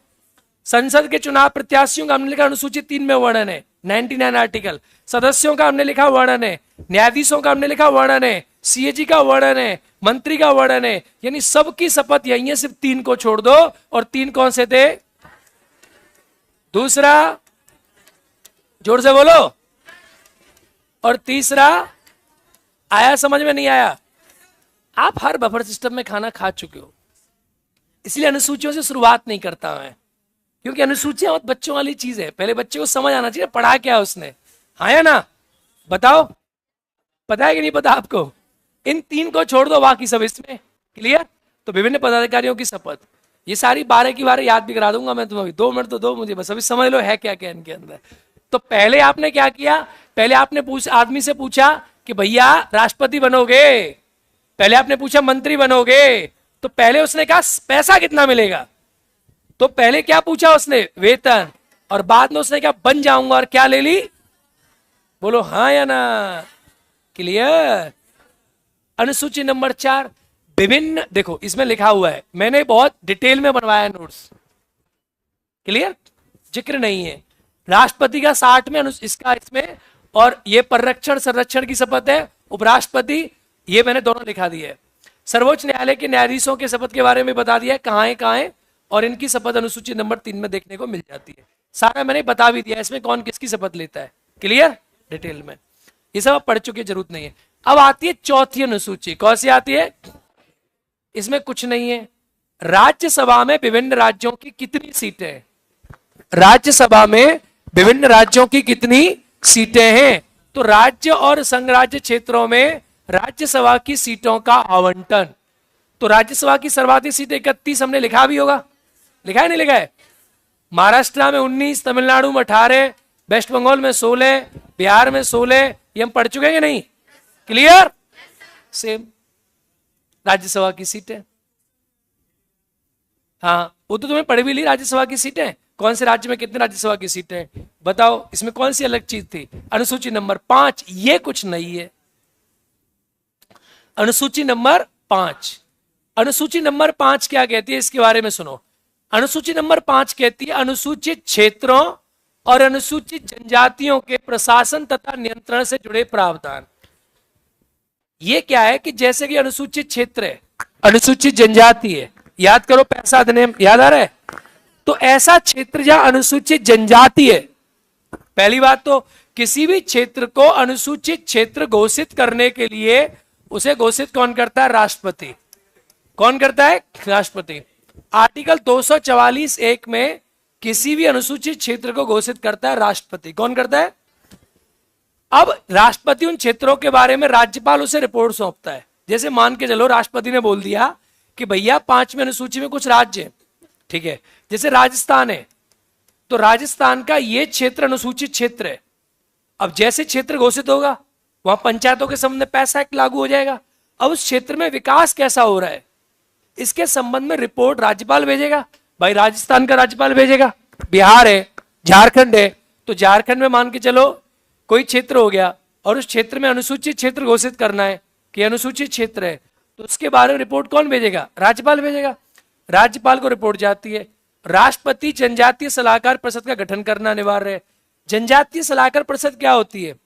जो क्षेत्र जनजातीय क्षेत्र है वहां कैसे काम होगा, कैसे कैसे चीजें चलेंगी, उनके अधिकार क्या हैं, उनकी संस्कृति कैसी है, उसकी रक्षा हो सके, तो जनजातीय सलाहकारी परिषद जो है इन सारे के सारे कामों को करती है, जनजातीय सलाहकारी परिषद।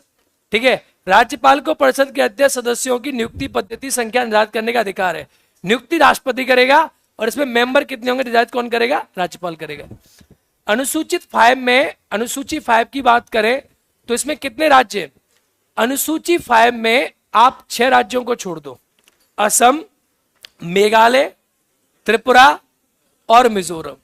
इनको छोड़ के जो 10 राज्य जहां जहां पैसा अधिनियम लागू है, जहां जहां पैसा एक्ट लागू है, भाई देखो अनुसूची 5 के राज्य पढ़ना, अनुसूची मिल जाएंगी आपको पीछे संविधान में लिखी होंगी। जैसे फॉर एग्जाम्पल मैंने कहा महाराष्ट्र, मैंने कहा गुजरात, बोलो हाँ है ना? महाराष्ट्र, गुजरात, छत्तीसगढ़, छत्तीसगढ़, झारखंड, ठीक है, झारखंड। मैंने कहा मध्य प्रदेश, और क्या बताया था बेटा, पढ़ना अनुसूची 5 के राज्य, राजस्थान। इसके बाद क्या था बताया था हमने, उड़ीसा, और क्या बताया था बेटा इसके बाद, हिमाचल, और क्या बताया था, आंध्र प्रदेश, और क्या हो गया लास्ट आपका, तेलंगाना। तो इन राज्यों में 5वीं अनुसूची लागू है, इन राज्यों में 5th शेड्यूल यहां यहां इन इन क्षेत्रों में लागू होता है। यानी 6वीं अनुसूची में जो है ना वो असम, मेघालय, त्रिपुरा, मिजोरम है, इनके क्षेत्र को 6ठी अनुसूची में, और बाकी पूरा क्षेत्र जो है वो कौन सी अनुसूची में, 5 में। आप इसको एक लाइन में लिखो, लिखो, अब कहीं नोट डाल के लिख लो, बाकी अनुसूची उतार लेना, नोट डालो, लिखो 5वीं अनुसूची। इसके बारे में थोड़ा सा बता देता हूं। 5वीं अनुसूची मिला बेटा, 5वीं अनुसूची के राज्य कितने दे रखे, 10 नहीं दिए, दिए होंगे राज्य। लिखो 5वीं अनुसूची, क्या ले आए तुम, अच्छा अच्छा, अरे मैं एक्चुअली क्लास बहुत ज्यादा चल रही है बेटा यहाँ पे, अरे मैं कहाँ रथ यात्रा में आ नहीं पाया, I am very very sorry. तुम क्लास करते हो हमारे, नहीं करते हो, क्लास करते हो, प्रसाद लेकर आए हो, बहुत बहुत धन्यवाद आपका, मैं इसके लिए आपका आभारी रहूंगा, बहुत बहुत धन्यवाद, गॉड ब्लेस यू। ठीक है, पक्का निकल जाएगा, पक्का निकल जाएगा, पक्का निकलना ही चाहिए, प्रॉब्लम आ गया। ठीक है कोई बात नहीं, निकल जाएगा, वेरी गुड। हाँ लिखे भाई, 5वीं अनुसूची लिखे, 5वीं अनुसूची में विभिन्न प्रकार के, 5वीं अनुसूची में विभिन्न प्रकार के अनुसूचित क्षेत्रों के बारे में, 5वीं अनुसूची में विभिन्न प्रकार के अनुसूचित क्षेत्रों के बारे में प्रावधान किया गया है, प्रावधान किया गया है।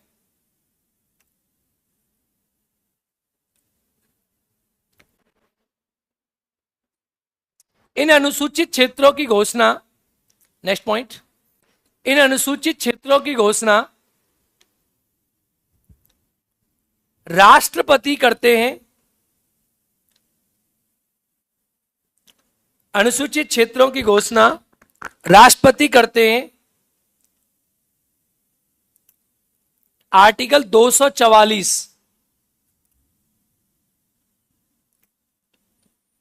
ठीक है, चलो, राष्ट्रपति करते हैं। अनुसूचित क्षेत्रों के संबंध में राज्यपाल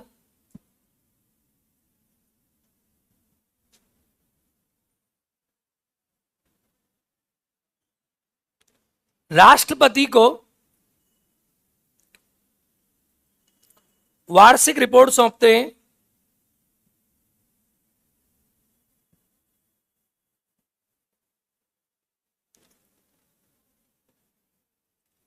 उसमें ना सब क्लॉज लिख देना, 244 का क्लॉज 1, जैसे वहां लिखा है ना 244 का क्लॉज 1, हाँ राष्ट्रपति करते हैं, वहां लिख देना आर्टिकल 244 का क्लॉज 1, जहां लिखा था ना 244 आर्टिकल लिखा है, नहीं लिखा आपने, उसमें क्लॉज 1 कर दो, क्योंकि कभी कभी ना बीपीएससी क्लॉज 1 क्लॉज 2 में भी खेल जाएगी।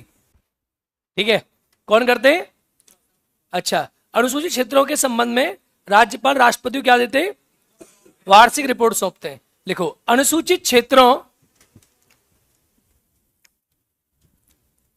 अनुसूचित क्षेत्रों के प्रशासन के लिए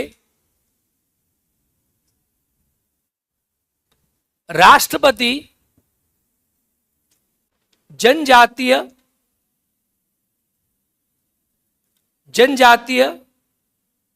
सलाहकारी परिषद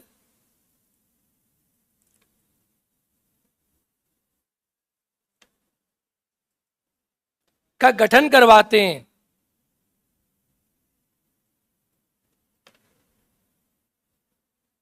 का गठन करवाते हैं। ठीक है, चलिए, ये हो गया, ये हो गया, ये हो गया। लिखो, अनुसूचित क्षेत्रों में, 5वीं अनुसूची में, अनुसूचित क्षेत्रों में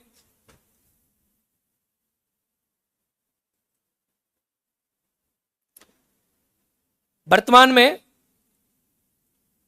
लिखो मध्य प्रदेश, झारखंड,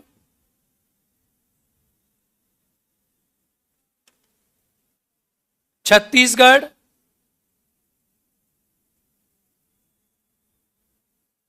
मध्य प्रदेश, झारखंड, छत्तीसगढ़, ये 10 के 10 लिख दो आप, जो लिखे मैंने सामने, 10 के 10 पूरे।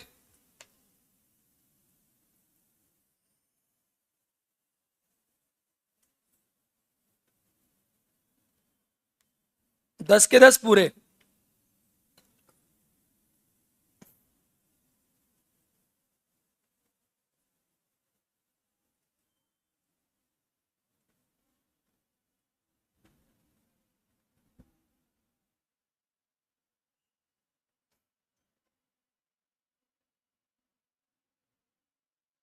जनजातीय सलाहकारी परिषद,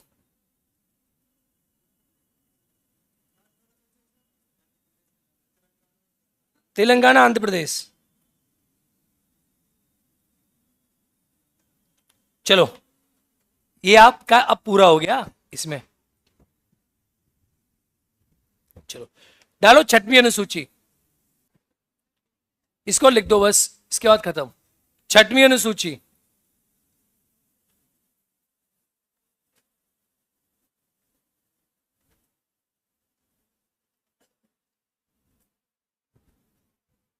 ठीक है। इसमें एक चीज याद रख लेना, लेकिन जनजाति सलाहकारी परिषद मैंने पढ़ाया ना ये वाला, इसमें याद रखना कि इसका जो निर्धारण होता है ना, कितने सदस्य होंगे, उनकी योग्यता क्या होगी, ये सब निर्धारित कौन करेगा?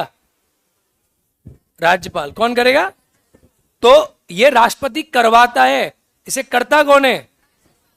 तो जनजातीय सलाहकारी परिषद का गठन करता राष्ट्रपति, राज्यपाल है, करवाता कौन है? इसमें कंफ्यूज मत हो जाना बस, ठीक है। इतना ही था इसके अंदर। चलो अब आता है अनुसूची नंबर 6। अनुसूची नंबर 6 में 4 है, असम, मेघालय, त्रिपुरा, मिजोरम। इसका ट्रिक है एटीएम स्क्वायर। क्या ट्रिक है? ATM square. बस इसमें इतने ही राज्य हैं, ATM square, Assam, Meghalaya, Tripura, Mizoram, ATM square. बस इन क्षेत्रों के, जनजातीय क्षेत्रों के बारे में यहां लिखा हुआ है। चलिए अगला 7वीं अनुसूची। 7वीं अनुसूची में कितने विषय आते हैं? संघ सूची, राज्य सूची, समवर्ती सूची। देखो ये मैंने आपको पढ़ाया ही है क्या क्या है। अब इसमें 98 हो गए, 100 थे सूची में, वर्तमान में 98 हो गए, और यहां कितने हो गए? 59 हो गए। और टोटल कितने विषय? 52 विषय। अब जो विषय को लेकर बच्चे बोल रहे थे यहां विषय लिखिए, विषय नहीं दिए इसमें, मैंने विषय बनवाए थे इसलिए। चलो तो विषय के बारे में, विषय जानो कौन सी कितने विषय? ये विषय, विषय को समझना है क्या, किसमें कितने कितने विषय आते हैं?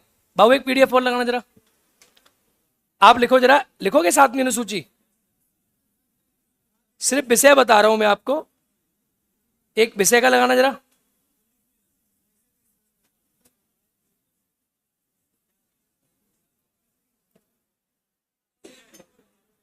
सब्जेक्ट लगाओ, भेज दिया। विभिन्न प्रकार के विषय, सुनो मेरी, बता देता हूं, दिखा देता हूं आपको किसमें कौन सा विषय। जैसे कुछ बच्चों के दिमाग में था ना, कौन सा विषय कहां था, जल्दी लगा भाई। 7वीं अनुसूची में विषयों के बारे में वर्णन है, थोड़ा फास्ट।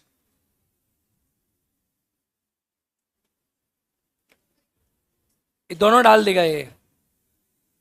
देखो विषय जैसे हम पढ़ चुके हैं, अब यहां बता देता हूं कौन से विषय हैं। जैसे हमने पढ़ा था डिफेंस, तो डिफेंस किसमें था? संघ सूची में। विदेशी मामले, विदेश में मामले कौन देखेगा? जोर से बोलो। नागरिकता, संचार, परमाणु ऊर्जा, युद्ध कौन करता है घोषणा? खनिज, संघ सूची। बीमा याद आ रहा नहीं आ रहा है? देख तो इसमें ऐसी चीज सब पता है, शेयर मार्केट, संधि, रेलवे, डाकतार, मार्ग, बंदरगाह, बैंक, विदेशी व्यापार, ये सब देखो। जनगणना, ये मेन इंपॉर्टेंट चीज, जनगणना। कई बच्चे पूछ जनगणना किसका विषय? जनगणना केंद्र सरकार का विषय है। किसका विषय? आप पूछ रहे थे जनगणना, हमने लिखा था वहां पे, जनगणना केंद्र सरकार का विषय, इसको याद रखना। बाकी सब आपको पता ही है, स्टॉक एक्सचेंज, मुद्रा, रिजर्व बैंक, आयकर, सीमा शुल्क, निर्यात शुल्क, निगम कर, ये सब किसके विषय हैं? सेवा कर, लॉटरी और अवशिष्ट विषय कहां निहित थे? संघ सूची में। जनगणना समझ आया? जनगणना कराना किसका कार्य है? केंद्र सरकार। केंद्र सरकार किसका काम है? केंद्र सरकार का। अब जैसे फॉर एग्जांपल राज्य सूची में गुरुजी क्या था? तो हमने पढ़ा था लोक व्यवस्था, पुलिस पढ़ा था कि नहीं, कारागार, भूमि, स्थानीय स्वशासन, पंचायत, राज्य सूची का विषय था नहीं था? लोक स्वास्थ्य, बाजार और मेले, जो चीज पंचायतों के पास थी राज्य के पास होगी, सीधी बात है। सट्टा, पशुपालन, सिंचाई पंचायतों में पढ़ा था हमने। गैस, शराब किसका विषय? शराब, तभी तो बिहार में प्रतिबंधित है। मनोरंजन, भू राजस्व, विद्युत कर, ये सब आपको पता ही है। पथकर, प्रति व्यक्ति टैक्स, कैपिटलेशन टैक्स, कृषि आयकर, कृषि भूमि संपदा शुल्क, विलासता की वस्तुएं, मूवी वगैरह देखने जा रहे हो, बहुत सारी चीजें। ये राज्य सूची हो गई, काम खत्म। ये राज्य सूची के विषय हो गए। अब आता है समवर्ती सूची। समवर्ती सूची में शिक्षा मैंने पढ़ाया होगा, आपको पढ़ाया था, वन पढ़ाया था, शिक्षा, वन, विवाह तलाक पढ़ाया था, कारखाने, मजदूर, जनसंख्या नियंत्रण और परिवार नियोजन, ये समवर्ती सूची का विषय है। जनसंख्या नियंत्रण को समझ आया? और परिवार नियोजन। जनगणना संघ सूची का विषय, कुछ समझ आ रहा है? नहीं, जनगणना है वो जाति जनगणना है, देश की जनगणना की बात हो रही है। वो जनगणना नहीं है एक्चुअली, वो अलग चीज है। जनगणना कहां हुई? बिहार की। वो कास्ट सर्वे है, सेंसस नहीं है वो, उसे मूर्ख सर्वे, सेंसस कहते हैं उसे। That is cast survey, not a census. वो कुछ अनपढ़ जो लोग हैं उसे जनगणना कह दे रहे हैं, वो सर्वेक्षण है। क्या एक्चुअली क्या है? जनगणना करा ही नहीं सकती, जनगणना वैसी है, जातियों के आधार पर सर्वेक्षण कर लिया, वो है वो। हवा भाई यही हो, इलेक्शन के लिए तो हुआ है वो उसकी जाति जनगणना के बारे में आपको पढ़ाएंगे मेंस में, उसके पक्ष क्या है विपक्ष क्या है। अब यहां फोकस करो। जनसंख्या नियंत्रण, न्याय का प्रशासन, ये तो मैंने आपको लिखाया होगा सारा। न्याय का प्रशासन, 42वें संविधान संशोधन से यहां 5 सब्जेक्ट जोड़े गए थे। पहले यहां 47 थे, या 52 कर दिए गए थे, जिसमें 52 में न्याय का प्रशासन जोड़ा गया था 1, और वन 3, शिक्षा 4, ये सब जोड़े गए थे। इनको यहां जोड़ा गया था और नापतौल ये 5 जोड़े गए थे। यहां पहले 47 थे। स्वच्छता, औषधालय, उत्तराधिकार, ये सब यहाँ के विषय हैं। वन्य जीवों का संरक्षण, समाचार पत्र, पुस्तकालय, संपत्ति का अर्जन, अधिग्रहण, ये सब आते हैं समवर्ती सूची में। ठीक है, तो यहां बस एक बात आपको याद रखनी है, जनसंख्या नियंत्रण और जनगणना, बाकी सब चीजें आप जानते हो। अब आती है आपकी 8वीं अनुसूची। कौन सी आती है बेटा? कहां गई 8वीं अनुसूची? अच्छा, पीडीएफ तो डलेगी बेटा। अब आती है 8वीं अनुसूची। कौन सी आती है? 8वीं अनुसूची। ये थोड़ी सी समझना है इसके बारे में। देखो, 8वीं अनुसूची में जब से हमने कहा था भाषा है, तो हिंदी भाषा थी। हिंदी भाषा का विकास करने का प्रयास किया जाएगा, हमने बताया था आपको। हिंदी भाषा का विकास करने का प्रयास करेगा, और 1955 में उसके लिए आयोग बना था, एमयू बेग, मतलब सॉरी क्या नाम पढ़ाया था मैंने उसका, 1955 में बना था ना, एक आयोग बना था। ठीक है, अब समझो 1955 के बाद हमारा काम था कि हिंदी भाषा का विकास करना है। तो 8वीं अनुसूची में हमने कुछ भाषाएं डाली। इस 8वीं अनुसूची में 14 भाषाएं थी। कितनी थी बेटा? 14। ये 14 भाषाएं वो थी जो हिंदी भाषा का विकास करेंगी। किसका विकास करेंगी? हिंदी भाषा का विकास करेंगी। अब इसमें असमिया, बांग्ला, बोडी, डोंगरी, गुजराती सारी भाषाएं थी। ठीक है, ये तो खैर बाद में जुड़ी। 14 भाषाएं थी। ये था कि 14 भाषाएं हिंदी भाषा का विकास करेंगी बड़े सिंपल तरीका से। इसमें अंग्रेजी कहीं नहीं है, हिंदी भाषा का विकास करने वाली है। तो 8वीं अनुसूची में क्या नहीं होगी? देखो 343 आर्टिकल हमने पढ़ा था, 344 में दी हुई है। अब ये 14 भाषाएं पहले थी, इसमें हमने 15वीं भाषा और जोड़ी, और 15वीं भाषा जोड़ी सिंधी। कौन सी जोड़ी? तो पूछ लेता है कि सिंधी को कौन से संविधान संशोधन के माध्यम से जोड़ा गया?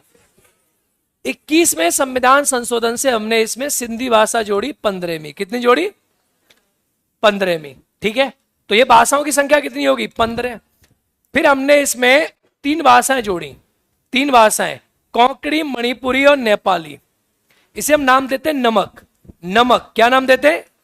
ये जुड़ी आपकी 71वें संविधान संशोधन से, कोंकणी, मणिपुरी और नेपाली, नमक। इन चार भाषाओं को जोड़ा तो कितनी संख्या हो गई? 18। कितनी हो गई? 18। तीन जोड़ी तो 15 में 71वें संविधान संशोधन से हमने तीन भाषाएं जोड़ी, नमक, नेपाली, मणिपुरी और कोंकणी। तो कितनी होगी हमारी संख्या? 18 होगी। बोलो हाँ है ना? 18। इसके बाद हमने 92वें संविधान संशोधन से इस 18 के अंदर हमने चार भाषाएं और जोड़ दी, BDMS, बोडो, डोंगरी, मैथिली और संताली। बोडो, डोंगरी, मैथिली और संताली। ठीक है, तो ये भाषाओं की संख्या कितनी हो गई? 22। आप ऐसे याद करो जैसे जब संविधान बना तो संख्या थी 14। कितनी थी? 14 में एक जुड़ी, 15वीं कौन सी जुड़ी? सिंधी। ये किस संविधान संशोधन से? 21वां। और कब जुड़ी? 1967। फिर जब 15 हो गई तो 15 में हमने कितनी भाषा जोड़ी? 3। इसे कौन से संविधान संशोधन से? 71वां। कौन सा हुआ? ये कब हुआ? 1990। और इससे जोड़ी हमने नमक। क्या जोड़ी? नेपाली, मणिपुरी और कोंकणी। अरे हाँ है ना? मैं लिख देता हूं, नमक, नेपाली, मणिपुरी और कोंकणी। और यहां क्या जोड़ी हमने? सिंधी। अब भाषाओं की संख्या कितनी होगी? 18। अब 18 में हमने कितनी जोड़ी? 4। ये कब जोड़ी? 92 में। 92 में संविधान संशोधन कब हुआ? 2003 में। और इसके माध्यम से हमने जोड़ी BDMS। क्या जोड़ी? बोडो, डोंगरी, मैथिली और संताली। तो वर्तमान में संख्या कितनी हो गई? और थी कितनी? इसको चाहो थोड़ा सा लिख लो मेरी स्टाइल में, याद रहेगा ये। 8वीं अनुसूची, नोट डाल के लिखते जाओ। 8वीं अनुसूची की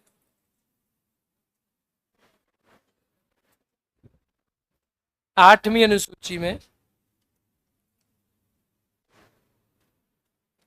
8वीं अनुसूची में भाषाओं की संख्या, भाषाओं की संख्या 14 थी। 14 लिखो। 14 + 1, जैसे मैंने बनाया वैसे बना दो। अब सेम बना दो, सेम। सिंधी, नमक, नमक को एक्सप्लेन कर दूं मैं, नेपाली, मणिपुरी,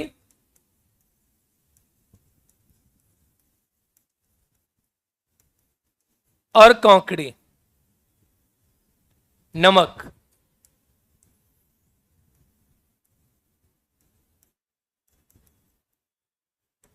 बोडो, डोंगरी,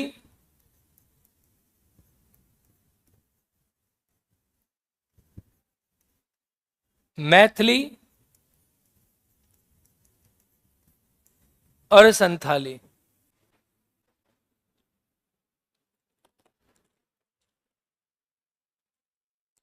बोडो, डोंगरी, मैथिली और संथाली।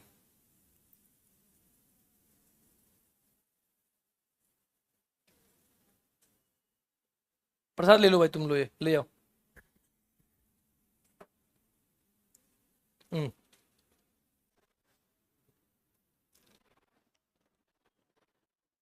हेलो प्रसाद,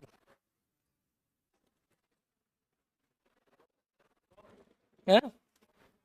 बट इधर दे दो किसी को, सब में कैसे बांट सकते हो? दे दो चलो, लोगों को जितना मिल सकता है और खा लो।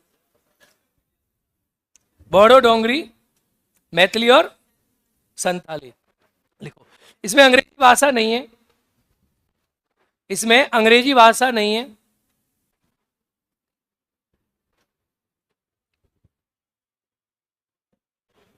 इसमें अंग्रेजी भाषा नहीं है।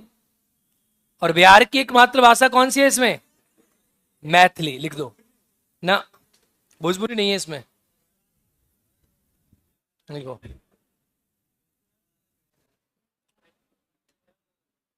कौन सी है? बिहार लिखो। इसमें इसमें अंग्रेजी भाषा नहीं है और बिहार की एकमात्र भाषा मैथिली।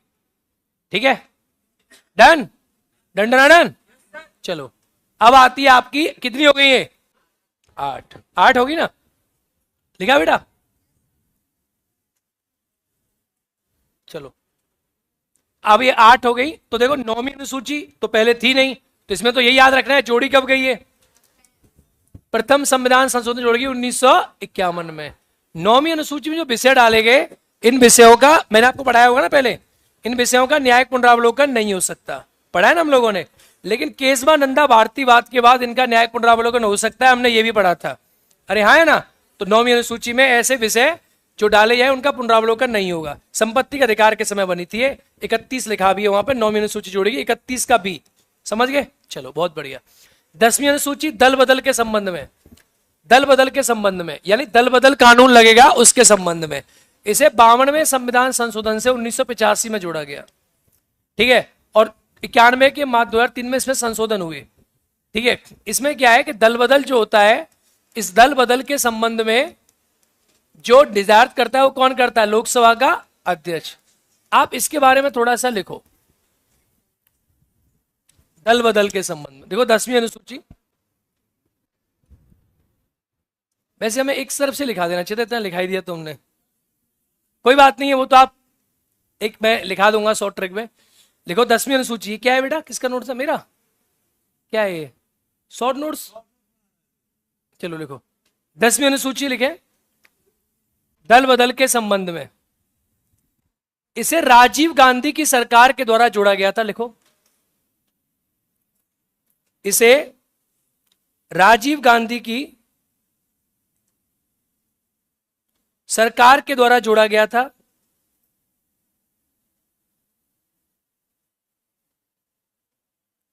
इसे राजीव गांधी की सरकार के द्वारा जोड़ा गया था 52वें संविधान संशोधन से।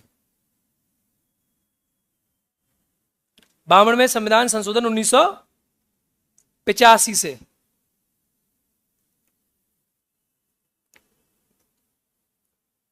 लिखें, यदि कोई व्यक्ति, लिखें दल बदल, लिख दो आप, लिख दो दल बदल। क्या होता है दल बदल? सुनो मेरी बात, होता है क्या है दल बदल के बारे में अगर हम बात करें, हालांकि हम में से पढ़ते हैं इसके बारे में, क्या होता है सुन लो, बस बेसिक सुन लो। दल बदल होता है कि जैसे कोई आदमी किसी पार्टी से चुनाव लड़ा, ठीक है, और वो चुनाव लड़के, जैसे चुनाव लड़ा, यहां से आपने चुनाव लड़ा, तो किसी दल से चुनाव लड़ा, किसी दल से आपने चुनाव लड़ा, और दल से चुनाव लड़के आपने चुनाव जीतने के बाद किसी अन्य दल को जाके ज्वाइन कर लिया, किसी अन्य दल की सदस्यता ग्रहण कर ली, तो क्या लग गया आप पे? सदस्य बन गए। अरे अन्य दल के क्या बन गए आप? सदस्य बन गए। तो क्या हो गया आप पे? क्या लग जाएगा? दल बदल। समझ गया पहला पॉइंट। दूसरा, कोई निर्दलीय व्यक्ति है, निर्दलीय व्यक्ति जिसने किसी पार्टी से चुनाव नहीं लड़ा, और निर्दलीय व्यक्ति ने किसी दल को ज्वाइन कर लिया, दल की सदस्यता ले ली। समर्थन देना अलग बात है, आप समर्थन दे दो अलग बात है, लेकिन आप उसके मेंबर बन गए, दल बदल लग जाएगा। आपने किसी पार्टी का विप होता है, विप माने आदेश, पढ़ाया मैंने नहीं पढ़ाया? आपने किसी पार्टी के आदेश का पालन नहीं किया, तो आप पे क्या लग जाएगा? दल बदल लग जाएगा। बात समझ आ रही नहीं आ रही है? अगर आपने पार्टी के विरुद्ध मतदान कर दिया, पार्टी के विरुद्ध क्या कर दिया? मतदान कर दिया, तब भी आप पे क्या लग जाएगा? दल बदल लग जाएगा। अरे हाँ है ना? तो जैसे आप किसी पार्टी से चुनाव जीते और आप चले गए दूसरी पार्टी में, तो आप पे दल बदल लग जाएगा। तो सर नेता जाते कैसे? बेटा नेता जो जाते हो ऐसे नहीं जाते जो आप सोच रहे हो। नेता क्या करते हो? पार्टी से रिजाइन कर देते हैं। रिजाइन, जैसे मान के चलो आपको क्या करना है, बीजेपी है और बीजेपी को सरकार बनाने के लिए कांग्रेस के, जैसे किसी राज्य में 400 सीटें हैं, अब कांग्रेस के पास 205 विधायक हैं और बीजेपी के पास 195 विधायक हैं। अरे हाँ या ना? अब जैसे मध्य प्रदेश में हुआ, जहां भी होता है, तो कैसे होता है? सुनो होता कैसे है, क्या होगा? कांग्रेस के 205 विधायक हैं, बीजेपी के 195 विधायक हैं, तो कांग्रेस के जिन विधायकों को बीजेपी खरीदेगी, मान लो 15 खरीदे, कितने खरीदे? तो 15 एमएलए क्या करेंगे? अपनी पार्टी छोड़ देंगे, और जैसे ही पार्टी छोड़ेंगे इनकी सदस्यता रद्द हो जाएगी, ये फिर एमएलए नहीं रहेंगे। बात समझे कि नहीं समझे? एमएलए नहीं रहेंगे। जैसे मध्य प्रदेश में यही तो हुआ, अब जैसे ही एमएलए नहीं रहेंगे तो सदस्यों की संख्या अब कितनी बचेगी कांग्रेस से, बताओ बोलो। 100 190 कहां बची और 195 किसके पास बची। अब राज्यपाल क्या करेगा, राज्यपाल किसका होगा, बीजेपी का, बोलो हाँ। राज्यपाल किसकी सरकार बना देगा। अब जब उपचुनाव होगा, अब क्या होगा, जैसे उपचुनाव हुआ मध्य प्रदेश में, अब उपचुनाव में जो 15 आदमी छोड़े थे, ये 15 आदमी किससे चुनाव लड़ेंगे, इन 15 सीटों पे चुनाव होगा दोबारा से, और ये चुनाव लड़ेंगे बीजेपी से, सरकार बनी हुई है बीजेपी की, तो ये 15 आदमी की पॉसिबिलिटी होती है कि ज्यादा से ज्यादा 10 आदमी तो कम से कम बीजेपी में जीत जाएंगे। ऐसे मध्य प्रदेश में ऐसे होता है, समझे नहीं समझे। आप ऐसे नहीं कर सकते कि आप यहां बीजेपी के विधायक हैं और विधायक रहते रहते आप कांग्रेस में, ऐसे नहीं हो सकता, कभी भी ऐसा नहीं हो सकता। ऐसा होगा दल बदल लग जाएगा। आप सदस्यता छोड़ देते हो, त्याग पत्र देते हो, तब जाते हो यहां। 91 में संविधान संशोधन 2003 से प्रोविजन कर दिया गया कि अगर किसी पार्टी के 2/3 सदस्य जाएंगे तो उसके ऊपर दल बदल नहीं लगेगा, और लोकसभा अध्यक्ष के ऊपर दल बदल नहीं लगता। आप लिखो दल बदल, दल बदल, थोड़ा सा इसके बारे में बता दूं हल्का सा, लिखो दल बदल लिखे। जब किसी दल से चुनाव जीतने के बाद, जब किसी दल से चुनाव जीतने के बाद कोई व्यक्ति अन्य दल में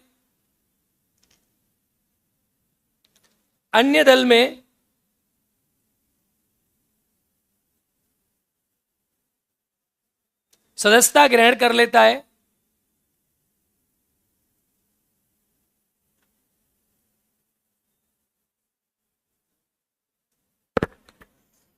दूसरा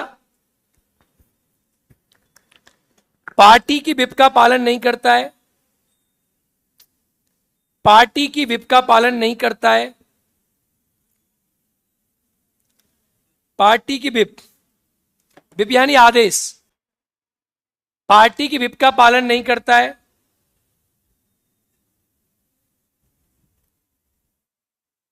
निर्दलीय सदस्य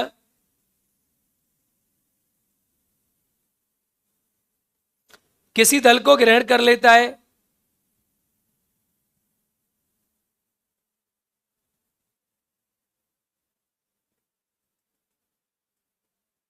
ठीक है, निर्दलीय सदस्य के दल को ग्रहण कर लेता है, पार्टी के विरुद्ध मतदान करता है, पार्टी के विरुद्ध मतदान करता है, ठीक है। तो इन पे क्या होता है, दल बदल लागू होता है। लिखो दल बदल लागू नहीं होता, आगे डालो हेडिंग, दल बदल लागू नहीं होता। किन किन पर दल बदल लागू नहीं होता, इन पर दल बदल लागू होगा, और किन किन पर दल बदल लागू नहीं होगा, कहां कहां लागू नहीं होगा। सुनो, ये क्वेश्चन पूछा था यूपीएससी ने। पहला, लागू नहीं होगा लोकसभा के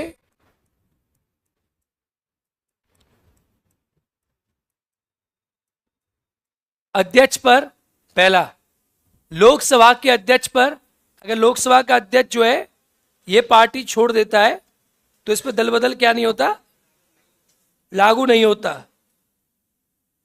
दूसरा, यदि किसी राजनीतिक दल के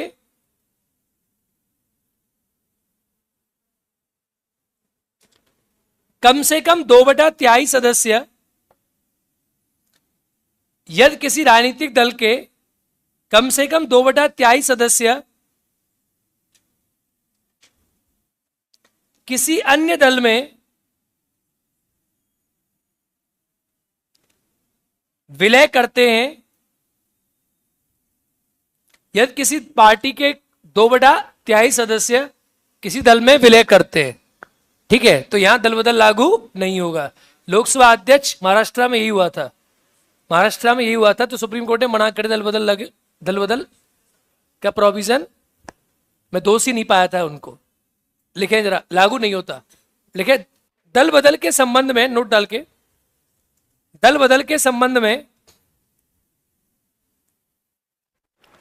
निर्णय लोकसभा का अध्यक्ष लेता है। तो 9:30 क्लास बता रहे थे, 9:15 में ऐसे क्यों कर रहे हो? 9:30 या 9:15? दल बदल के संबंध में निर्णय लोकसभा का अध्यक्ष लेता है। कौन लेता है? लोकसभा का अध्यक्ष लेता है। ठीक है बेटा, एकदम क्लियर है पॉइंट। इसके पास कोई समय सीमा नहीं है निर्णय लेने की। ये में से पढ़ते हैं हम क्या प्रॉब्लम है इसको लेकर। अध्यक्ष निर्णय लेता है और विधानसभा में कौन लेगा? विधानसभा का अध्यक्ष। लिख दो, विधानसभा में विधानसभा का अध्यक्ष, विधानसभा में विधानसभा का अध्यक्ष। ठीक है, बोलो हाँ या ना। देखो मैं पढ़ा रहा था और समय भी हो गया, मैं सोच रहा था एक्चुअली मेरी प्रॉब्लम क्या है, पढ़ाने लग जाता हूं तो उस टॉपिक को सोचता हूं कि ये भी करा दूं, ये भी करा दूं, ये भी करा दूं, ये भी करा दूं, ये भी बता दूं, यही बता दूं। अनुसूचियों के साथ वरीयता क्रम हो भी नहीं पाया, वो तो तुम छोड़ो, समझना तो हो ही नहीं पाता। अब देखो 9वीं के बाद 10वीं के बाद 11वीं और 12वीं। तो 11वीं तो आपको पता है किसके संबंध में, कितने विषय हैं इसमें, और 12वीं किसके संबंध में, कितने विषय हैं इसमें? 18। हाँ या ना? बस, और तो इसमें कुछ नहीं है। अनुसूचियां समाप्त हो गई आपकी। ये पीडीएफ। अब आता है वरीयता क्रम। देखो वरीयता क्रम जो है ना, डालो एक हेडिंग वरीयता क्रम, बस खत्म कर दिया। 9:15 से क्या क्लास है क्या? 9:15 से क्लास है, 9:30 से 9:15 से एग्जैक्ट आसान। 9:30 से क्लास है ना, 5 मिनट ले रहा हूं बस, जैसे बैठे रहेंगे, इन्हीं का समय। देखो वरीयता क्रम, वरीयता क्रम अनुसूचियों को आप एक बार लिख लेना। देखो एक बार अनुसूची याद करा देता हूं मैं, देखो सुनो जिससे याद रहे। पहली अनुसूची में भारत का राज्य और उसका संघ का नाम क्षेत्र, हाँ या ना। दूसरी में क्या मिलेगा? क्या मिलेगा? क्या मिलेगा?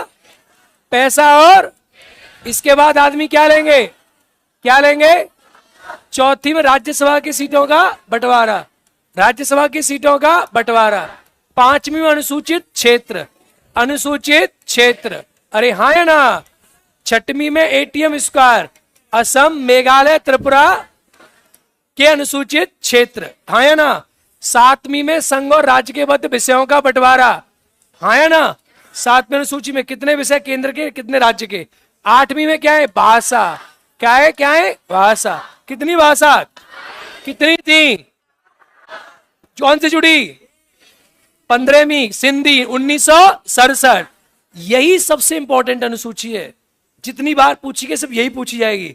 15वीं सिंधी। 3 जुड़ी नमक, कितनी जुड़ी? 71 में से 1992। नेपाली, मणिपुरी और फिर BDMS, बोडो, डोंगरी, मैथिली। और उसके बाद 9वीं अनुसूची क्या है? 1951। कोई विषय जुड़ेगा उसका रिव्यू नहीं होगा। 10वीं 52 के द्वारा 1900 दल बदल, और 11वीं नगर पालिका पंचायत, और 12वीं कुछ था तो नहीं इनमें। देखो वरीयता क्रम, वरीयता क्रम क्या है कि जैसे हमारी वरीयता है, कौन आदमी देश में नंबर 1 तरीका पे आएगा और कौन आदमी नंबर 2 पे आएगा। वरीयता यानी कौन टॉप पे और कौन डाउन है। देखो देश के अंदर सबसे बड़ा आदमी कौन है? भारत का प्रथम नागरिक कौन है? सेकंड नंबर पे कौन आएगा? सैलरी सेकंड नंबर की किसकी है?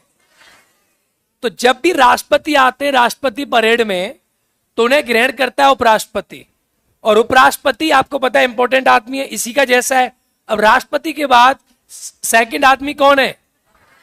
ये तो आप जोड़ ही लोगे भाई, राष्ट्रपति उपराष्ट्रपति एक ही आदमी है, और इसके नीचे कौन आएगा? और इसके नीचे कौन आएगा? मुझे नहीं लगता यहां तक किसी बच्चे को याद करने में समस्या आएगी। कॉमन सेंस की बात है। राष्ट्रपति, उपराष्ट्रपति, भाई प्रधानमंत्री और राज्यपाल। बोलो हाँ या ना। इसके बाद आता है भूतपूर्व राष्ट्रपति, यानी ये इतनी बड़ी चीज है, उसकी सैलरी सोच के आधी मिलती है, 2.5 लाख सैलरी है उसकी, पेंशन है। तो भूतपूर्व राष्ट्रपति, अरे हाँ है ना। और ये आते हैं उप प्रधानमंत्री, ये तो अभी है नहीं पर इसका दर्जा है। अच्छा इनके बाद ये सब सिमट गए। अब यहां राष्ट्रपति, उपराष्ट्रपति, प्रधानमंत्री, राज्यपाल, भूतपूर्व राष्ट्रपति सब हो गए। अब हमारे देश में जो टॉप लेवल का आदमी है वो कौन है? भारत का, बोलो हाँ है ना। और इसके साथ कौन है? लोकसभा का।